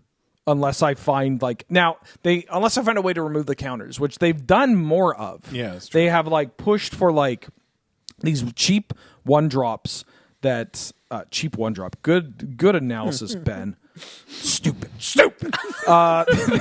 They've printed these 1-drops that scale into the late game by training or Mentor whenever or it something, mentor yeah, or it gets evolve. mounted and it does the thing evolve. But then you can remove these 1/1 counters to get a benefit, to blow up an artifact, enchantment, give something trample, whatever. And we're getting more ways of removing just counters in general, so you can reset your Undying cards, but also. Yeah, it has a big what doesn't kill you makes you stronger, but what does kill you also makes you stronger. And that's a little harder to convey Yeah. everywhere. I don't know. I'd like to put Undying at C. Do you want Persist to eventually be B? I don't know. Can't remember if we've had Persist already, but do you feel like Undying is a slightly worse, slightly less elegant version of Persist? Yeah, it feels like less of a triumph when I get to do the thing. Right. It just feels like I'm doing the thing.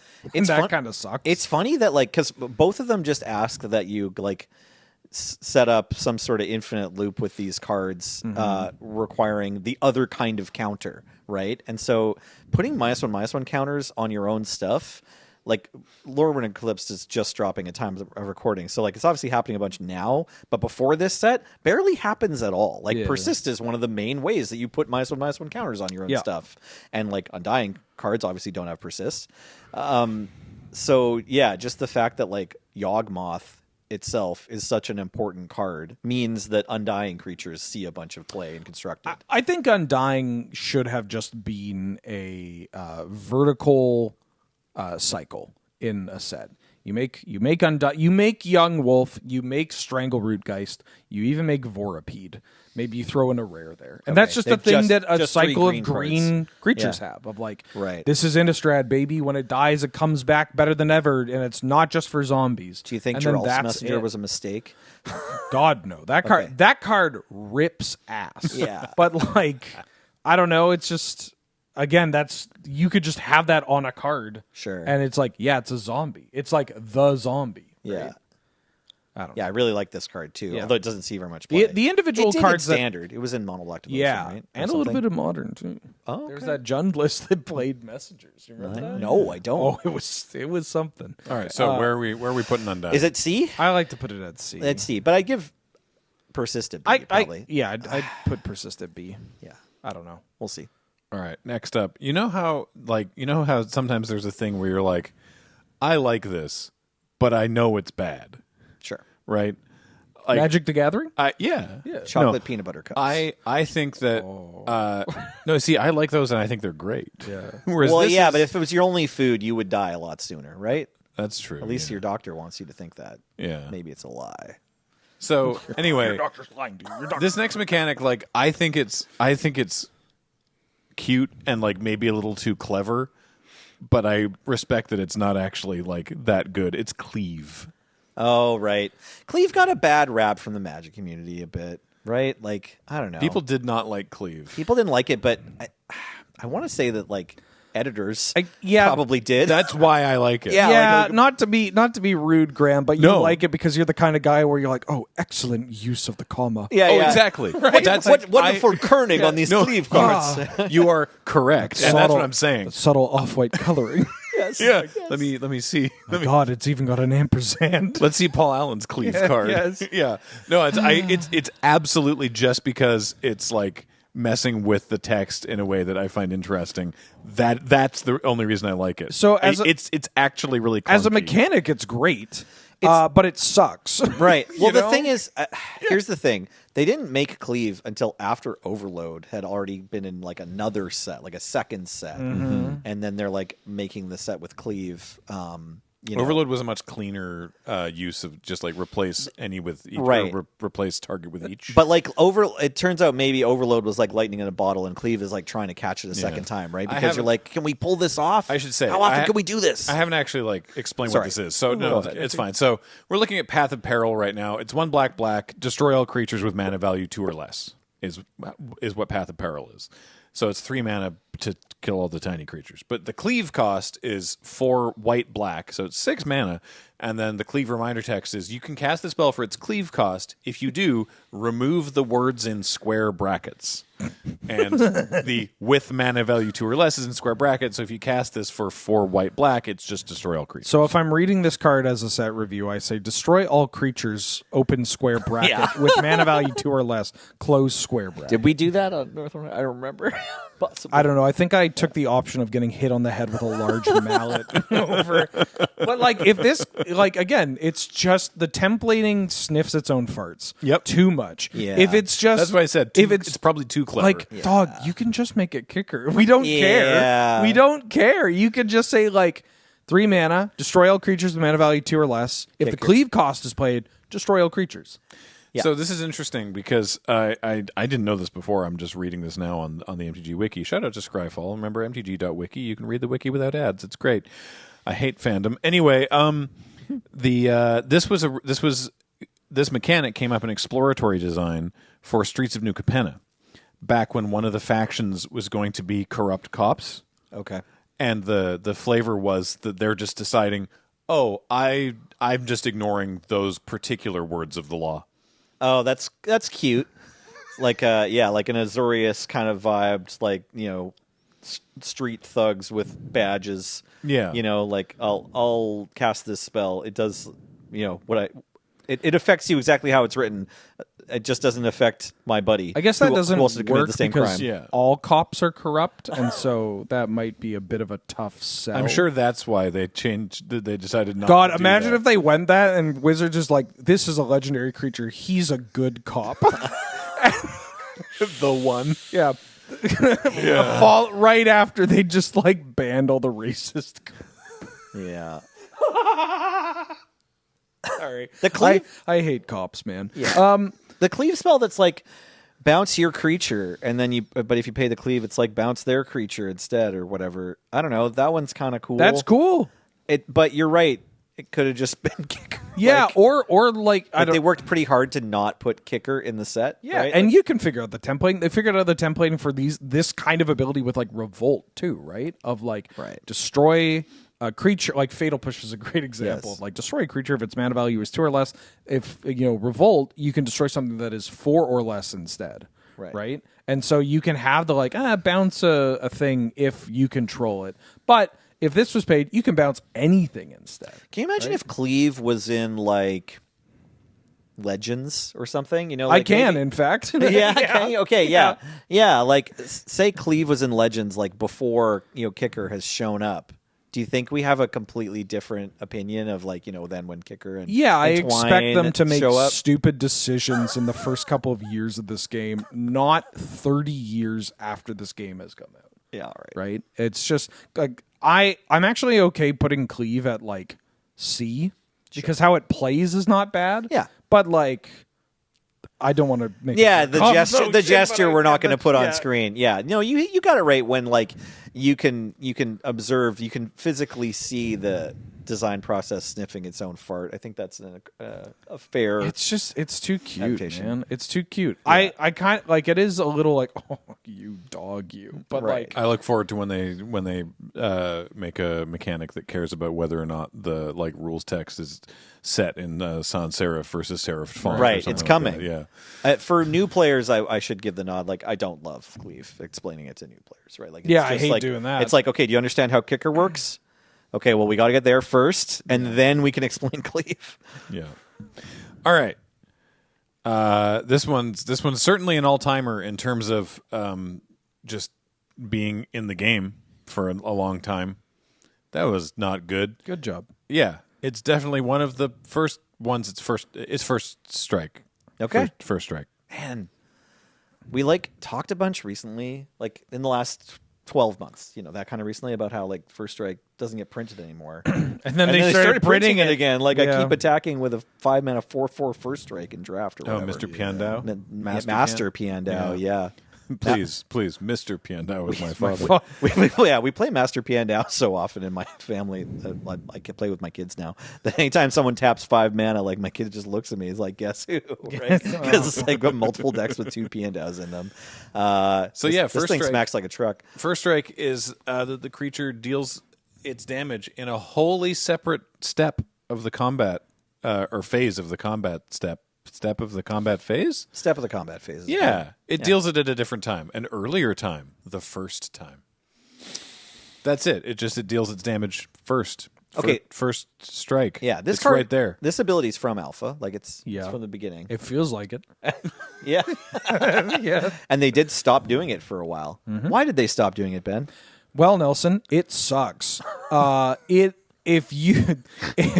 If I have a first strike attacker, Yep. and you don't have a first strike blocker, I'm going to win combat. Yeah, Oh, no. Yeah, that's cool. That's actually not the worst part. That's not the worst part. fine. That part's okay. It's okay to have mechanics that make it difficult for my opponent to block, Yeah. so that I can push damage with a creature. turns out flanking is okay. But very quickly, you learn that wait a minute. If I have a first strike blocker, you can't attack With any of your with any of your creatures. Yeah. It's just you don't have good combat. Yeah. So I'm not going to attack. And instead, I might attack with something else, like a flying creature, or just like, I just want to attack with the first striker, and I'll wait until I get like my best card. I think we talked about this recently, even more recently than just within the last 12 months, but I think maybe on this podcast. But we were talking about how there's been the recent the recent thing of doing the creature only has first strike on your turn, Well, so right. it, Yes. it can only First strike on it can your only turn. do the first thing that you mentioned, but Yes. it can't just sit there as a one creature wall. First strike while attacking, or first strike only on your turn. Great, Totally fine. Great- Love great that. mechanic. Which is that? To be clear, though, that is just first strike. Like that is not. First strike while attacking isn't the mechanic. The mechanic is still first strike. Right. Which is why it's so tough to say that it's dog water, because that is great. That is legitimately fun. Right. It is interesting. It works well with other cards too. If- Pump spells, burn spells. It teaches people about timing. That's great. First strike on block. Get me out of here. I want to take. all your favorite creatures, every creature that's in your deck, it's a 1/3. That's what playing against first strike that's not attacking is like. They play a first strike blocker, and you're just like, well, once I get 8 more creatures than you, I'll think about attacking. Yeah. Like it's kind of like that. It's like your creatures don't really matter anymore. Obviously, if they're bigger than the first striking blocker, like you can start attacking and stuff. But then I play a second. yeah, that's the thing too. If they play 2 or 3 first strike, like as soon as they play a second first strike creature, they can both block the same attacker, and it's like all that work you did was for nothing. Yeah. If there was an ability that was first strike on your turn, like just first strike on your turn. I'd I would put that in like S. Yeah. That's an S tier mechanic, and they printed it on a bunch of creatures, right? Like they were doing it for a while. If your opponent attacks you with a first strike creature for a couple turns, then you play another creature, and then they don't attack you that next turn, it feels a bit like Jace +2, leave it on top. Yeah. You're like, Oh no. oh, so I won't get to attack. Oh, this game isn't fun, Yeah. actually. Magic is great when people take game actions. Yeah. And it's especially when those game actions involve creatures.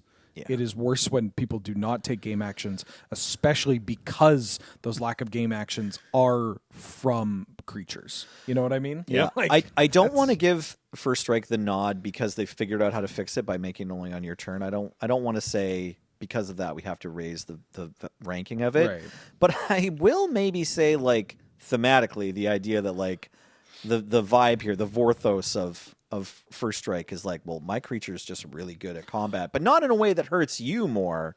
Just they're just quick. They're just efficient. You know? It is like maybe it's a C is where I'm going here. I like it as C because it's evocative. It's easy. Yeah. It's so everybody that has taught somebody how to play Magic, maybe less so nowadays, but like back in the day, like.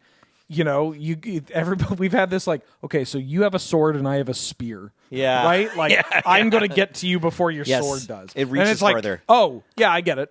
It has longer reach. Yeah. Like it translates no matter how somebody comes into the game. We maybe should have gone over that. I mean, Graham did, but like. I don't think there's any other mechanics that are like, oh, there's this special step of the game. Actually, I didn't tell you the first time. Yes, the first strike combat step. It's not like, relevant until it is. Yeah, and it's like actually that's so inelegant. Yeah, man. Like maybe I kind of want to put it at D for that reason, but it's fine. We put it at C. We can leave it. It is cool that they've creatures started to hit figure it out a bit more, and Yeah. Well, I mean, since the took beginning them of the game, 35 years. I mean, well, they never went and were like, "We're going to introduce a new creature ability that that creates a new step in the game." They haven't done that again yet, I don't think. Alrighty, so First Strike at C. I imagine you can tell from the quality of my segues that I have not prepared or pre-written any of them beforehand, and I'm just making them up as we go. That's right. Our next ability is Improvise. Nice, love that. Thank you. So actually. Sometimes you watch an improvised show and you could have thought it was a play. Shout out Missy Peters. It's true. Yeah, like game nights. Your artifacts can help cast this spell. Oh, thank Bang a reminder text. Thanks, log. Each artifact you tap after you're done activating mana abilities pays for 1 generic mana, reads the reminder text. So basically it's just you can tap any artifact to reduce the generic cost of casting a spell with Improvise. Ta-da! I kind of wish that the ability called Improvise felt like you were improvising something. Yeah, the name isn't great. The name to the ability doesn't really match well. Yeah, I imagine. So this started in Aether Revolt, and I imagine it was meant to be like Avishkari Tinkerers were like, oh, what can I do with all these parts? Oh, I can make a dragon. I guess. Right. I don't know what. I mean, specifically, I don't know why Free Jam Regent that we're looking at right here. I don't know why this has Improvise. I think it would make more sense if it was like dragon with sets mechanic on artifact. Yeah, on artifacts, but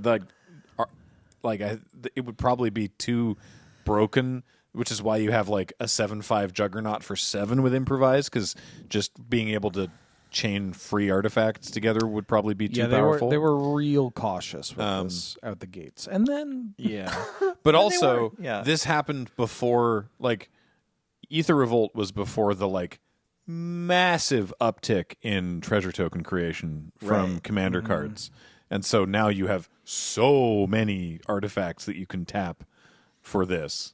So probably good that they were a little gun shy with it. Yeah, maybe they knew that was coming down the pike. I want to say the lore or whatever, or the in-game kind of explanation, the vibe of what improvise means with the Abishkari Tinkerers makes more sense for the craft ability from Lost Caverns of Ixalan. Oh, yeah. Where you're like actually turning the scrap of one thing into another. You have to exile an artifact, and it can be from your bin. Yeah. So like that's extremely flavorful. Root around in the garbage. And gives you the idea of improvising a new machine out of your old ones, whereas this is just like clearly fixed convoke. I don't know. You know what's funny is like I like Convoke, and I don't really like Improvise, and yet I really like Waterbending, Oh yeah, which could be both. right. Waterbending, yeah, waterbending's cool. I don't know. Sorry. Full stop. Yeah, full stop. Waterbending is cool. Waterbending cool? Waterbending is cool. Convoke is cool, but sometimes too powerful. And improvise is like, okay, they clearly didn't want to go totally busted on it. I like improvise, although it does feel dated, right? Sure. Definitely from a time where colored artifacts were less common, so it feels a little weird to print now. Right. And definitely a feel bad when compared to the speed of affinity and the flexibility of waterbending. So it just feels worse than everything. Yes. I'm fine actually putting this at D, and then maybe we make a swap. Oh, okay. You want to just like drop something in D because maybe we're not going to get another bad one? Improvise is not exciting. I don't feel like I'm like affinity and convoke. It's just so funny. Convoke the help, your creatures help. Right. Like, yeah, because my Llanowar elf adds the green. That feels sick. Right? Affinity, like, yeah, I got a sicko, like, robot squid that cares about all the, like, my lands, that all my mana comes from metal. That's sick. Right? Waterbending feels like a combination, like it's using even though it doesn't contribute to colored mana, because there's no colored active, I mean, maybe there is, but like, waterbending, you reduce the colorless. It feels like it's evocative of what the show and the universe of Avatar is trying to convey with waterbending, and like how you use it and what it can be used for, and like the community aspect of it. Right. And then improvise, it's just like, okay, it's the worst. It feels like it's the worst of the bunch. It feels like it's the least thematic of the bunch, and it feels outdated. Yeah. Yeah. I played the standard deck that used it the most, where you had your some kind of statuary. Oh, the inspiring statue. Inspiring statuary to give your other spells improvise. Yeah. And then you played like we didn't have clue tokens everywhere back Right. then, so we just literally were playing 0 mana equipments to cast our blue I brought spells. that Eighth Flux Reservoir deck to an RPTQ. It was not a good choice. It was good. It was good for a couple weeks when no one knew what you were doing. And then then they in knew what combat. they were. I had already selected my deck, and Right. then it's like, oh no, LSV made a video about it, and like there's an article about it, and it won this thing on It was a Magic really easy Online. deck to build if your opponent knew about it going into the tournament. And then people started being like, "Oh, I guess I'll include like a couple of like annuls or whatever in their I'll sideboard." just play one negate and they'll lose. Yeah. There are good improvised cards. Word of Invention and Kappa Cannoneer are the big ones, but like, just mechanics are cool when you feel something, and I don't feel anything for improvise. We can put it at D and maybe swap it. I don't know. It hasn't failed in the way that Fear and Frenzy have. Like I don't think it's as bad as those two. No. Okay. All right. Well, what if you have a card, but you don't like it, and you want to pay a small amount to get a different card? What? Cycling. Oh, yeah. S tier. Cycling is an important piece of Magic technology. So cycling to me is the first of many mechanics, but it's the oldest one I can think of where they're like, okay, we've been at this a while. The whole land conundrum scares a lot of people away. You have to play this game where your deck is the only resource at the beginning of the game, and then it quickly splits into two resources, lands and not lands. And so invariably, as you play, if you like the game, you play it a bunch, you have games with too many lands and games with too few lands. The games with too few lands, we'll get to that, but the games with too many lands, maybe we can put cycling on some of them, basically, right? Because like lands were among the first cycling cards, and I think are still some of the most played cycling cards. Yeah, even the triomes. Right. Recently we have the triomes. It's Abandoned 5 by years many ago. for surveils. Yeah, well, pretty recently. It's the most recent decade of Magic gave us the triumphs. But anyways, cycling lets you trade in your current card in hand for another draw. This can even be good if you're. It could be good in either case, actually. If you're short on lands, you can cycle your non-land cards to just try to find more lands faster. And if you have too many lands, you can cycle your cycling lands to just try to get more gas. It does some other stuff too. Cycling has like a rich history with Magic. Like it's been brought back a bunch of times. It's basically an evergreen mechanic now. And every time it has shown up, it has done something different, which is kind of Right. interesting. Like originally, there was a cycling fluctuator combo, which was terrible. Like not terrible in the sense that like the game was over on like turn 2. Yes, or whatever. the Or fluctuator maybe makes turn too much 1. mana too It's quickly. Just too many things go right, and you could just die. And it got banned. And then in Onslaught, it got brought back. You're doing slide stuff, rift stuff. That's really cool. Amonkhet, I mean, it did show up in like Time Spiral and stuff, but like you weren't doing too much. Did Time Spiral bring us the first, not just cycling, but kinds of cycling? Because there was wizard cycling, Yeah, we had wizard cycling and sliver cycling, and then which eventually is we got like the land cycling, like the basic land basic land cycling. cycling and land type Alara cycling. had cycling. There was like Nice. a Crypt of Agadine deck. Yes. Which I love that deck. Yeah. Amonkhet had the cycling with like when you discard a card, which kind of overlapped, right? Like as you well had- as New Horizons. Yeah. And then we had it in Ikoria, which was a disaster. Right. With the stupid Fox Zenith Flare. Like, cycling should never cost 1 generic mana. That is They found the limit. what the hell were you thinking? Like what? Like 2 generic? Great. You're saying I can one- discard this 6/5 triple menace to just go find the swamp to cast Reanimate? Oh, Wow. okay. Single colored mana? Also fine. Kind of a problem. Like Well- it can be, but like is Troll of Kaza Doom and the Lord of the Rings ones are less offensive when it says like you gotta have get a to land? already have the color Okay, to sure. find that. You can find additional colors, but you need like an island to find with the Lorien revealed. You can't just use like your ancient tomb mana or whatever. Or That would you be tap- less offensive than how they're actually printed, right? Yeah. I kind of wish they actually did cycling a little less or were a bit more particular with where it shows up. But like, I can't help myself. I love drawing cards. Yes. It does so many things. It's like kind of quietly as well. Like card goes to a new zone. It triggers when you discard. It replaces itself, but often can replace itself in different ways. Shuffles your library. Isn't the spell? Isn't a spell. You can like design cycling to be relevant. So when you cycle, you do a thing, and you can get cards where it's like 6 mana, deal 3 to every creature, but when you cycle it, it only deals 1 damage to every creature, and like that feels kind of cool because you have that same flexibility with like Evoke, right? Right. I'd put it at S. Yeah. I've heard some pretty reasonable, smart individuals put it lower. Like they hate, Sure. but It's too good, basically, is like I think a fair criticism. it's of too good cycling. and it's boring. Sure. It just like doesn't mean anything. Like what do you Right. mean? Like why cycling? Why Yeah. does this card have cycling? It's not like First Strike or Shadow. It doesn't have a flavorful There's no explanation. there's no in-universe flavor. Yeah, like it's just- like show me what cycling looks like in a painting. Yeah, cash it in, dummy. Like you know, good card kingdom button. Cash it in. Cash dummy. it in, dummy. dummy. Love it. Yeah, but I put it at S. Yeah, the thing. Okay, so those are fair strikes against it. It doesn't like feel magical or whatever, Mm-hmm. but instead it's actually just it's named after what you're doing as the Magic player. Like it's Yes. it's sort of cycling breaks the fourth wall, right? But it does. does so in a way that if you don't like it, if you don't like the feeling of cycling your cards and trying to find a new option when your hand isn't offering you what you want, or when you're trying to fill your yard, or when you're just trying to like draw a second card in a turn for some reason, or what, all the great reasons that you would cycle a card. And if you're not enjoying that, Magic might not be the game for you, because it's like pretty universally liked by the kind of stalwarts and veterans, I think. It's like I think most people really like the feeling of, Yeah. oh, I draw a new card, Yeah, it feels good. right? So Feels good. I don't know. Speaking of feeling, our next one, we got 6 to go.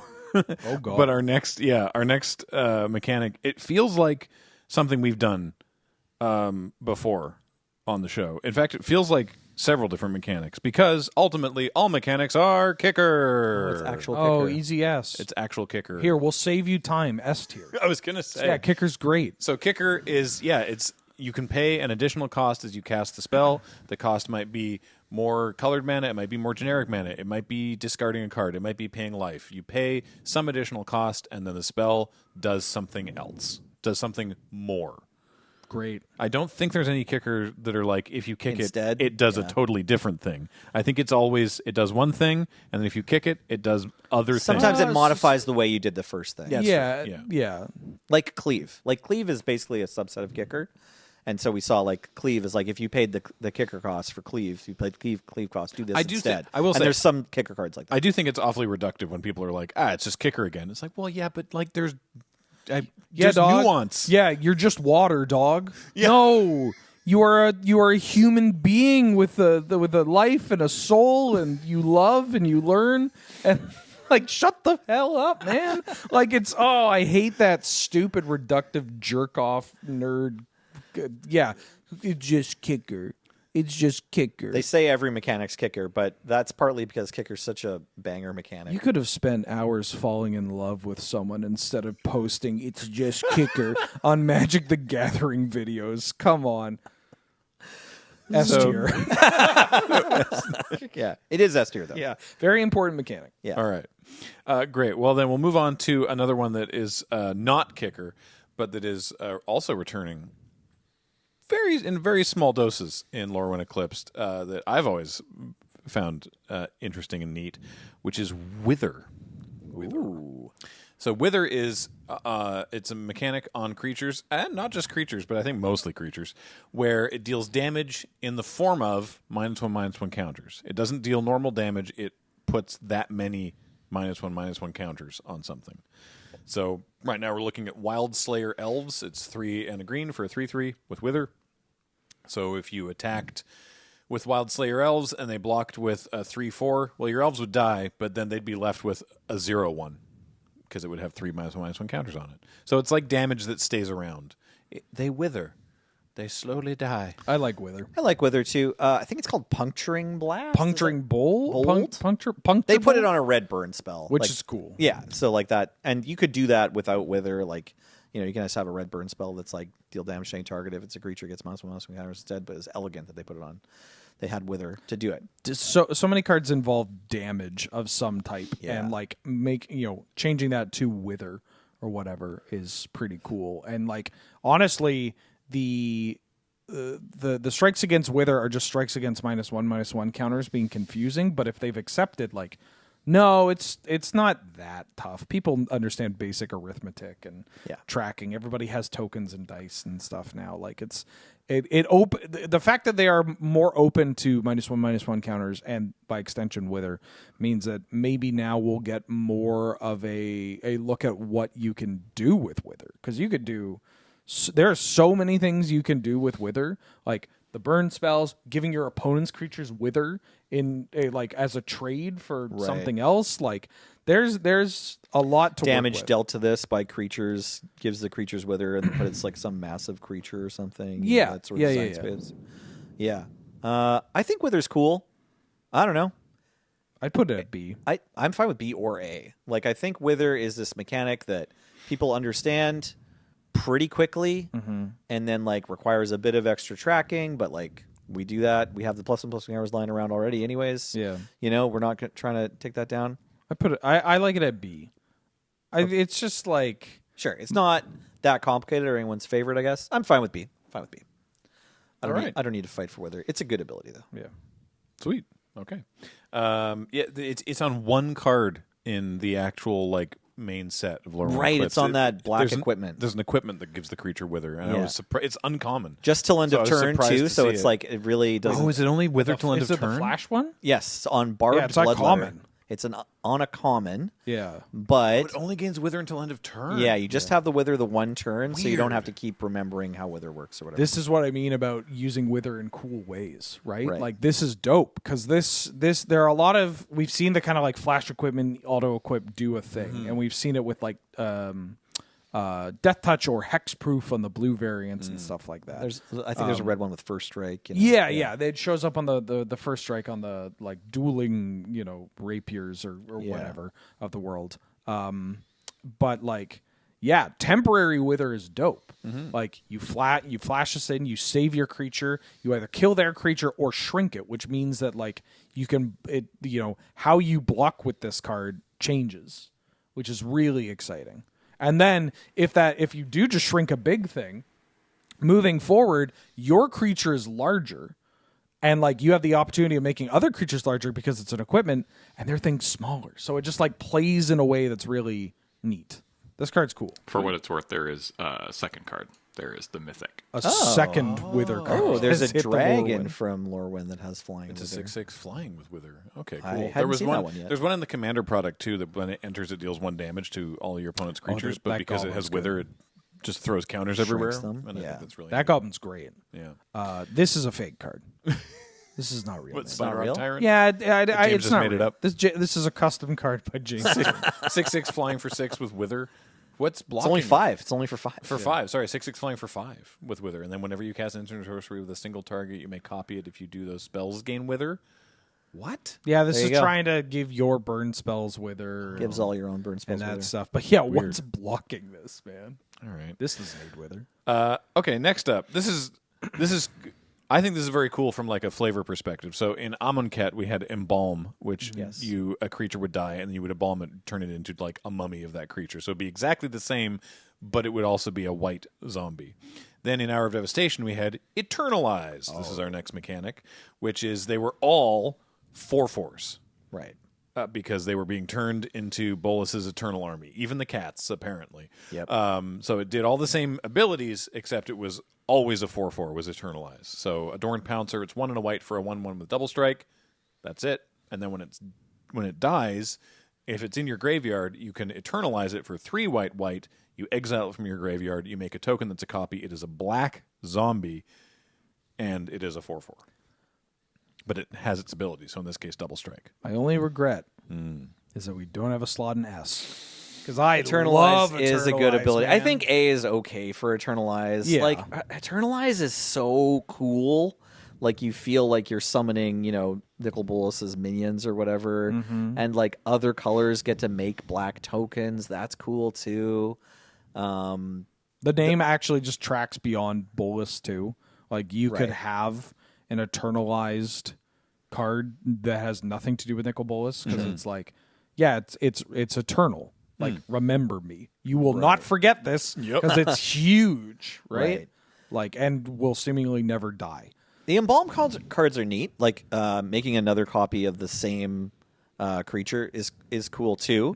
But then the fact that this one sets its toughness or power and toughness means that there's just a bit more interesting design space on the casting costs and the ability costs, which Magic players kind of love. Earthshaker Kenra is like a classic one that saw a lot of play. 2-mana 2/1 with haste. When it ETBs, a creature with power less than or equal to its power can't block this turn, and then eternalizes for 6. So early on, you play it. Your opponent's 2-drop or 1-drop can't block this, and you get damage in. And then maybe this dies and trades with something.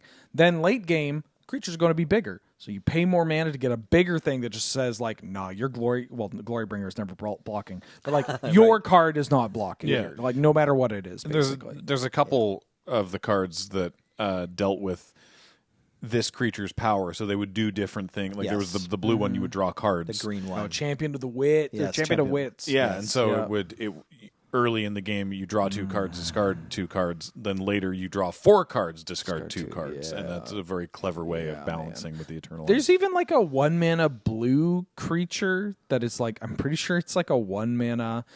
This isn't the one I'm. Sorry, I'm thinking of a water courser actually. Okay. I mean, this So a one's kinda creature funny. who gets bigger power and smaller toughness for mana. Yeah, they're the like pay a blue, it gets plus one, minus one, one, or vice versa. That kind of gameplay, and so you have more wiggle room when it's eternalized. exactly. So it might be a 2/3 or a 3/2 or whatever on the front, but like then it's big, and you can like, damn, I can hit you for like 8. That's really cool. Or block like with a big butt. I forget how it's templated, but Eternalize rules. Yeah, it's good. Yeah, It's a good ability. It's fun. So we're throwing that. Let's put it on A. It's an A. Great. Yeah. Terrific. Now, Amonkhet block, which is not where we're going next, but I'm using this as a segue, was one of those infamous blocking is bad sets. So what if we have a mechanic that means that blocking simply can't happen? It's Landwalk. Fear brings us again its ugly face. James, what's the lowest rating we have available right now? Rears. That's the word I was looking for. You Rears. still have a its ugly spot head. in D. We have a spot in D? Yeah. Oh, easy. Landwalk is a D mechanic, and that's why they don't print it anymore. Yeah, it sucks. They printed one in the last however many years on one Assassin's Creed card because it was flavorful for a boat. Oh, like a pirate or something with Island Walk? It's a vehicle. It's a legendary boat. Please stop. I don't want to know more. Knowing more about an Assassin... James, take it off the screen. Knowing more about an Assassin's Creed card will only make my life worse, man. Oh, I'm sorry. There is one that they printed in Thunder Junction Commander that has Desert Walk. That actually... Okay, that's that kinda cool. rips. That's kind of cool. Don't make it bigger! No! Put the Desert Walk card on. Could you put the Desert Walk What's it card called? What's it called? Hazazon, Shaper of Oh, Sand. Hazazon. Oh, Yeah. Hazazon has Okay. Desert Walk. Yeah, That's this awesome. Desert Walk, dope. Yeah. Agreed. Honestly, if they had, like, if LCI had, like, a Cave Walk card, too, Yeah. I'd be kind of into it, but, like... What do you think of a Yumi, the Last Visitor, though? Yumi, the Last Visitor. Is that right? Is that what she's called? Oh, Legendary Land Walk. Yeah, Ayumi. I Ayumi. don't know. I was saying You ain't Ayumi. got no alibi. It takes 7. I guess I should have explained. Landwalk just means that, like, if the defending player controls whatever land is specified, then the creature can't be blocked. So, like, Island Walk, if they have an island, you can't block. Otherwise, it doesn't do anything. Yeah. So, like, Legendary Landwalk, if they control legendary land, this creature can't be blocked. Otherwise, it doesn't do anything. It's actually worse than Fear because, like, then they could play black creatures and block. Yeah. Land Walk sucks because it either does nothing or does something much. way too good. Way too good. Yeah. But when it's put towards something like deserts or legendary lands, where it's like, yeah, there are spots where this doesn't do something, but if you catch someone, it's usually because they're playing a land type that gets more value than just they're trying to play Magic the Gathering. Yes. Right? They've made a decision of, like, I'm going to include legendary lands. And it's like, all right, well, then I'm Or going to I'm walk playing on deserts. all Yeah, over them. yeah, I'm gonna hit you. Or deserts, right? Rather and than like, just, I'm playing blue. Right. yeah. Rather than just I'm playing lands. Yeah. right? Yeah, exactly. All right, Yeah. so we got 2 mechanics left. We got a spot in B and a spot in C. No, it's A and B. Oh, all right, God. Interesting. One of these 2 mechanics we have to put in A to We begin with. may be seeing a swap, but I don't know. Let's I could find get out together. improvise out of D. I don't All right, our actually hate it. penultimate mechanic for today is Retrace. Oh, I like this one. Retrace So is actually Retrace cool. is on. I think it's only on spells, so sorceries or instants. I Yep. think. Yep. Sounds right. Yep. And the sorcery does a thing, and then it goes to your graveyard, and then later you can play it from your graveyard by paying its full mana cost and discarding a land. Dope. So you have to. It has to be a land that you discard, and you still have to pay the full mana cost. But you can just. It doesn't get exiled from your graveyard for doing that. You can just keep doing it. Yeah, like Ren and 6 is a problem, but this is actually the smallest of the crimes that Ren and 6 Yes. does. Yes, Yeah. commits. Yes. Like Ren and 6 just has 3 lines of text that are all crimes, and this Yeah. is the least bad one. Yeah. Oh, right. Ren and 6 says Yeah. you get an emblem with instants and sorceries in your graveyard and have retrace. And even, Now- yeah. That is a problem. Retrace, I like Retrace. It can Yeah. get repetitive, but it's repetitive in a way that says, like, well, the alternative is you don't get to play Magic the Gathering. Right, yeah. Because you're just drawing a bunch of lands. And often it is paired with effects that are, like, reasonable, but not the end of the world. I will say some of the Retrace cards are crimes. Quite literally, Raven's Crime is a bit of a crime. Yeah, that one. But the Raven- thing is, Raven's Crime is a single black mana for target player discards a card and then retrace. Yeah, So, this sucks. yeah. This one Yeah. sucks, but people love it. yeah, But it sucks. when it's happening to you, like they get the Raven's Crime, and that's the part that they need to like finish the plan. it's still just like, man, they had to pay him black mana and discard a card for each card you're discarding. Right, they just had to cast like Raven's they spent mana and cards to get you. Yeah. Right? It's not like they mind twisted you, even though they spent the same amount of mana as mind twist. Or one less, right? They spent basically the same mana as mind twist to take all the cards out of your hand. They also had to spend that many cards.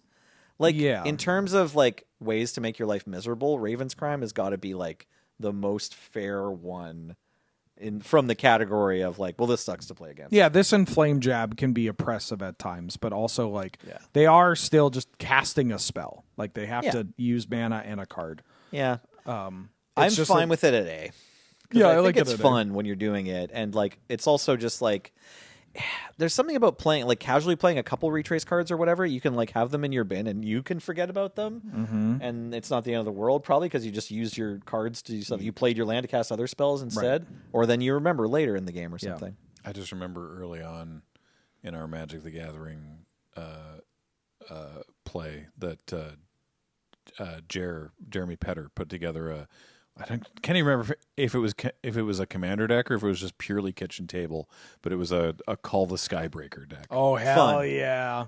Which is like the 7 mana that you make an elemental 6/6 token. flying or 5/5 5/5. Yeah, and just kept calling that Skybreaker. Yeah, The some of them big make eye in the sky. creature tokens. I think you could also just put this on a permanent card. I don't know why the rules wouldn't work with it. Just like the permanent card has to be in your graveyard, and then you have to cast it and discard a land. I think because they hadn't yet done stuff like copying creatures, the creature becomes a token like that. They hadn't done that at the time that they did Retrace originally.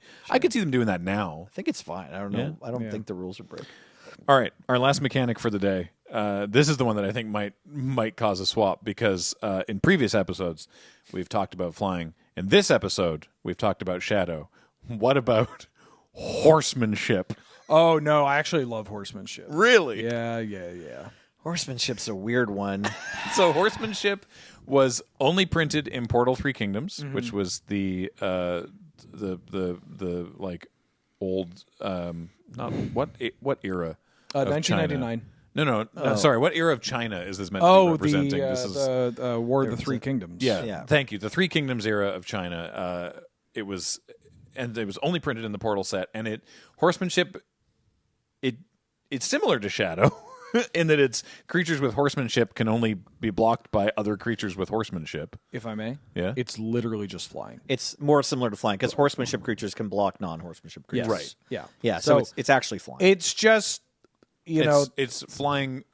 It's a flying for which there exists no creature with reach. There is a lot of mythologizing that goes on in the Romance of the Three Kingdoms, but they at least have the restraint to not say that there are a bunch of Chinese soldiers literally flying around. Yeah. So they had to take flying and give them horsemanship. Right. I love this. I mean, I love Portal 3 Kingdoms. I love the set so much. The cards are all like straightforward and bad enough that like I think it's actually okay. They can block, so it's better than Shadow. There's more context for it. And when they use it, like sparingly when they print new cards with horsemanship, it feels so cool. Yeah. Herald of Hoofbeats, a knight, a 4-mana 3/3 knight with horsemanship. It says other knights you control have horsemanship. Like, yeah, dog. Like, it's a knight. Is it? They're on horseback. Yeah. Is it March of the Machines Commander? Yeah, is that what this is from? Mom. This is in Commander. That's neat. the Zalfirian Commander. The Jabari? Sidar Jabari? Yeah. Right. Zalfirian Commander? There's been 3 other instances, including Herald of Hoofbeats. There have been 3 other instances. It was also mentioned on the saga The Girl in the Fireplace from Doctor Who. The second chapter is you make a 2/2 white horse creature horse creature token with doctors you control have horsemanship. You got to stop doing this to me. And in spite of its many other crimes, obviously I personally have a soft spot for Infinity, and one of the attractions, the merry-go-round. merry-go-round, If you visit it, okay. the creatures you control have power 2 or less gain horsemanship because they're riding This the was merry-go-round. This was a good attraction. When you could there's a lot of baggage with attractions, but like they were fun to play them. I think attractions were sweet. Yeah. I agree that stickers were a problem. I think attractions were cool. Yeah. But R.I.P. I'm a sicko in that regard. No, I mean, I don't think anybody's like experience of Magic was ruined by attractions. It's never actually the actual cards. It's the like you have to bring all this crap to your like tournament. Right? Everyone was showing up with token decks when they don't normally. I don't hate keeping this at B, but I understand if we have to swap it with Undying. I don't know. It's so weird trying to place horsemanship because on the one hand, you're like, well, they just made a Magic mini set for people to get into Magic, and they themed it with the Romance of the Three Kingdoms, Chinese history, right? And so, like, I don't disrespect those choices. And then, like you say, they just wanted literal flying, but then not to have the cards have flying. So, like, am I supposed to just judge horsemanship the same way I would judge flying, or am I supposed to judge horsemanship as like in the context of all the Magic they didn't never do it again, basically? Also worth noting that when it was originally printed, you could not play these cards in constructed formats. Right. Like, they weren't legal. They were only supposed to line up against Portal. the other horsemanship it's cards. literally just supposed to be a product you play within itself to get you to learn the rules of Magic, and then you go, oh, I'm going to play this. Yeah. Yeah. Like all the sorcery or all the instants are sorceries that say play this only when your opponent's attacking. Yeah. Like it's like a Magic mini game or like a Magic sub game. Nelson, I think you'll find preemptive strike. Actually, you can play it when an opponent is casting a summon spell. Nice. Yeah, sorry. They all tell you when to cast I will them. never understand why they changed all the terminology for the set that's meant to teach you how to play the game. Yeah, that part's bad. Why did they make it called intercepting instead of blocking? Like, That's a good question. This fundamentally baffles to this day. Yeah. I am so confused why their introductory learn to play product changed a bunch of terms. That's right. Did they come up with a different name for attack silly. too, or just a different name for block? I think just a different name for block. When this creature aggresses upon the opponent. No, honestly, all right, maybe so, B is just fair. I like this. Do you want to switch improvise and cleave? Like the more I think about it, the more I want to dunk on cleave. Yeah, I'll do that. Are you into that? So, like, what are we happy with our S and our A? I'm fine. Improvise cleave, I think, is better in like how it plays than improvise, but those brackets are embarrassing. I think bestow evoke cycling kicker is correct. Great. I think it's correct. Like I could see. I don't know. If we only have one swap, maybe we're supposed to swap horsemanship with evolve. Like, could also see doing that. I honestly horsemanship at B kind of feels fair because it's such a weird story. Like there's so much going on with it. Let's leave it. Okay. Let's leave it.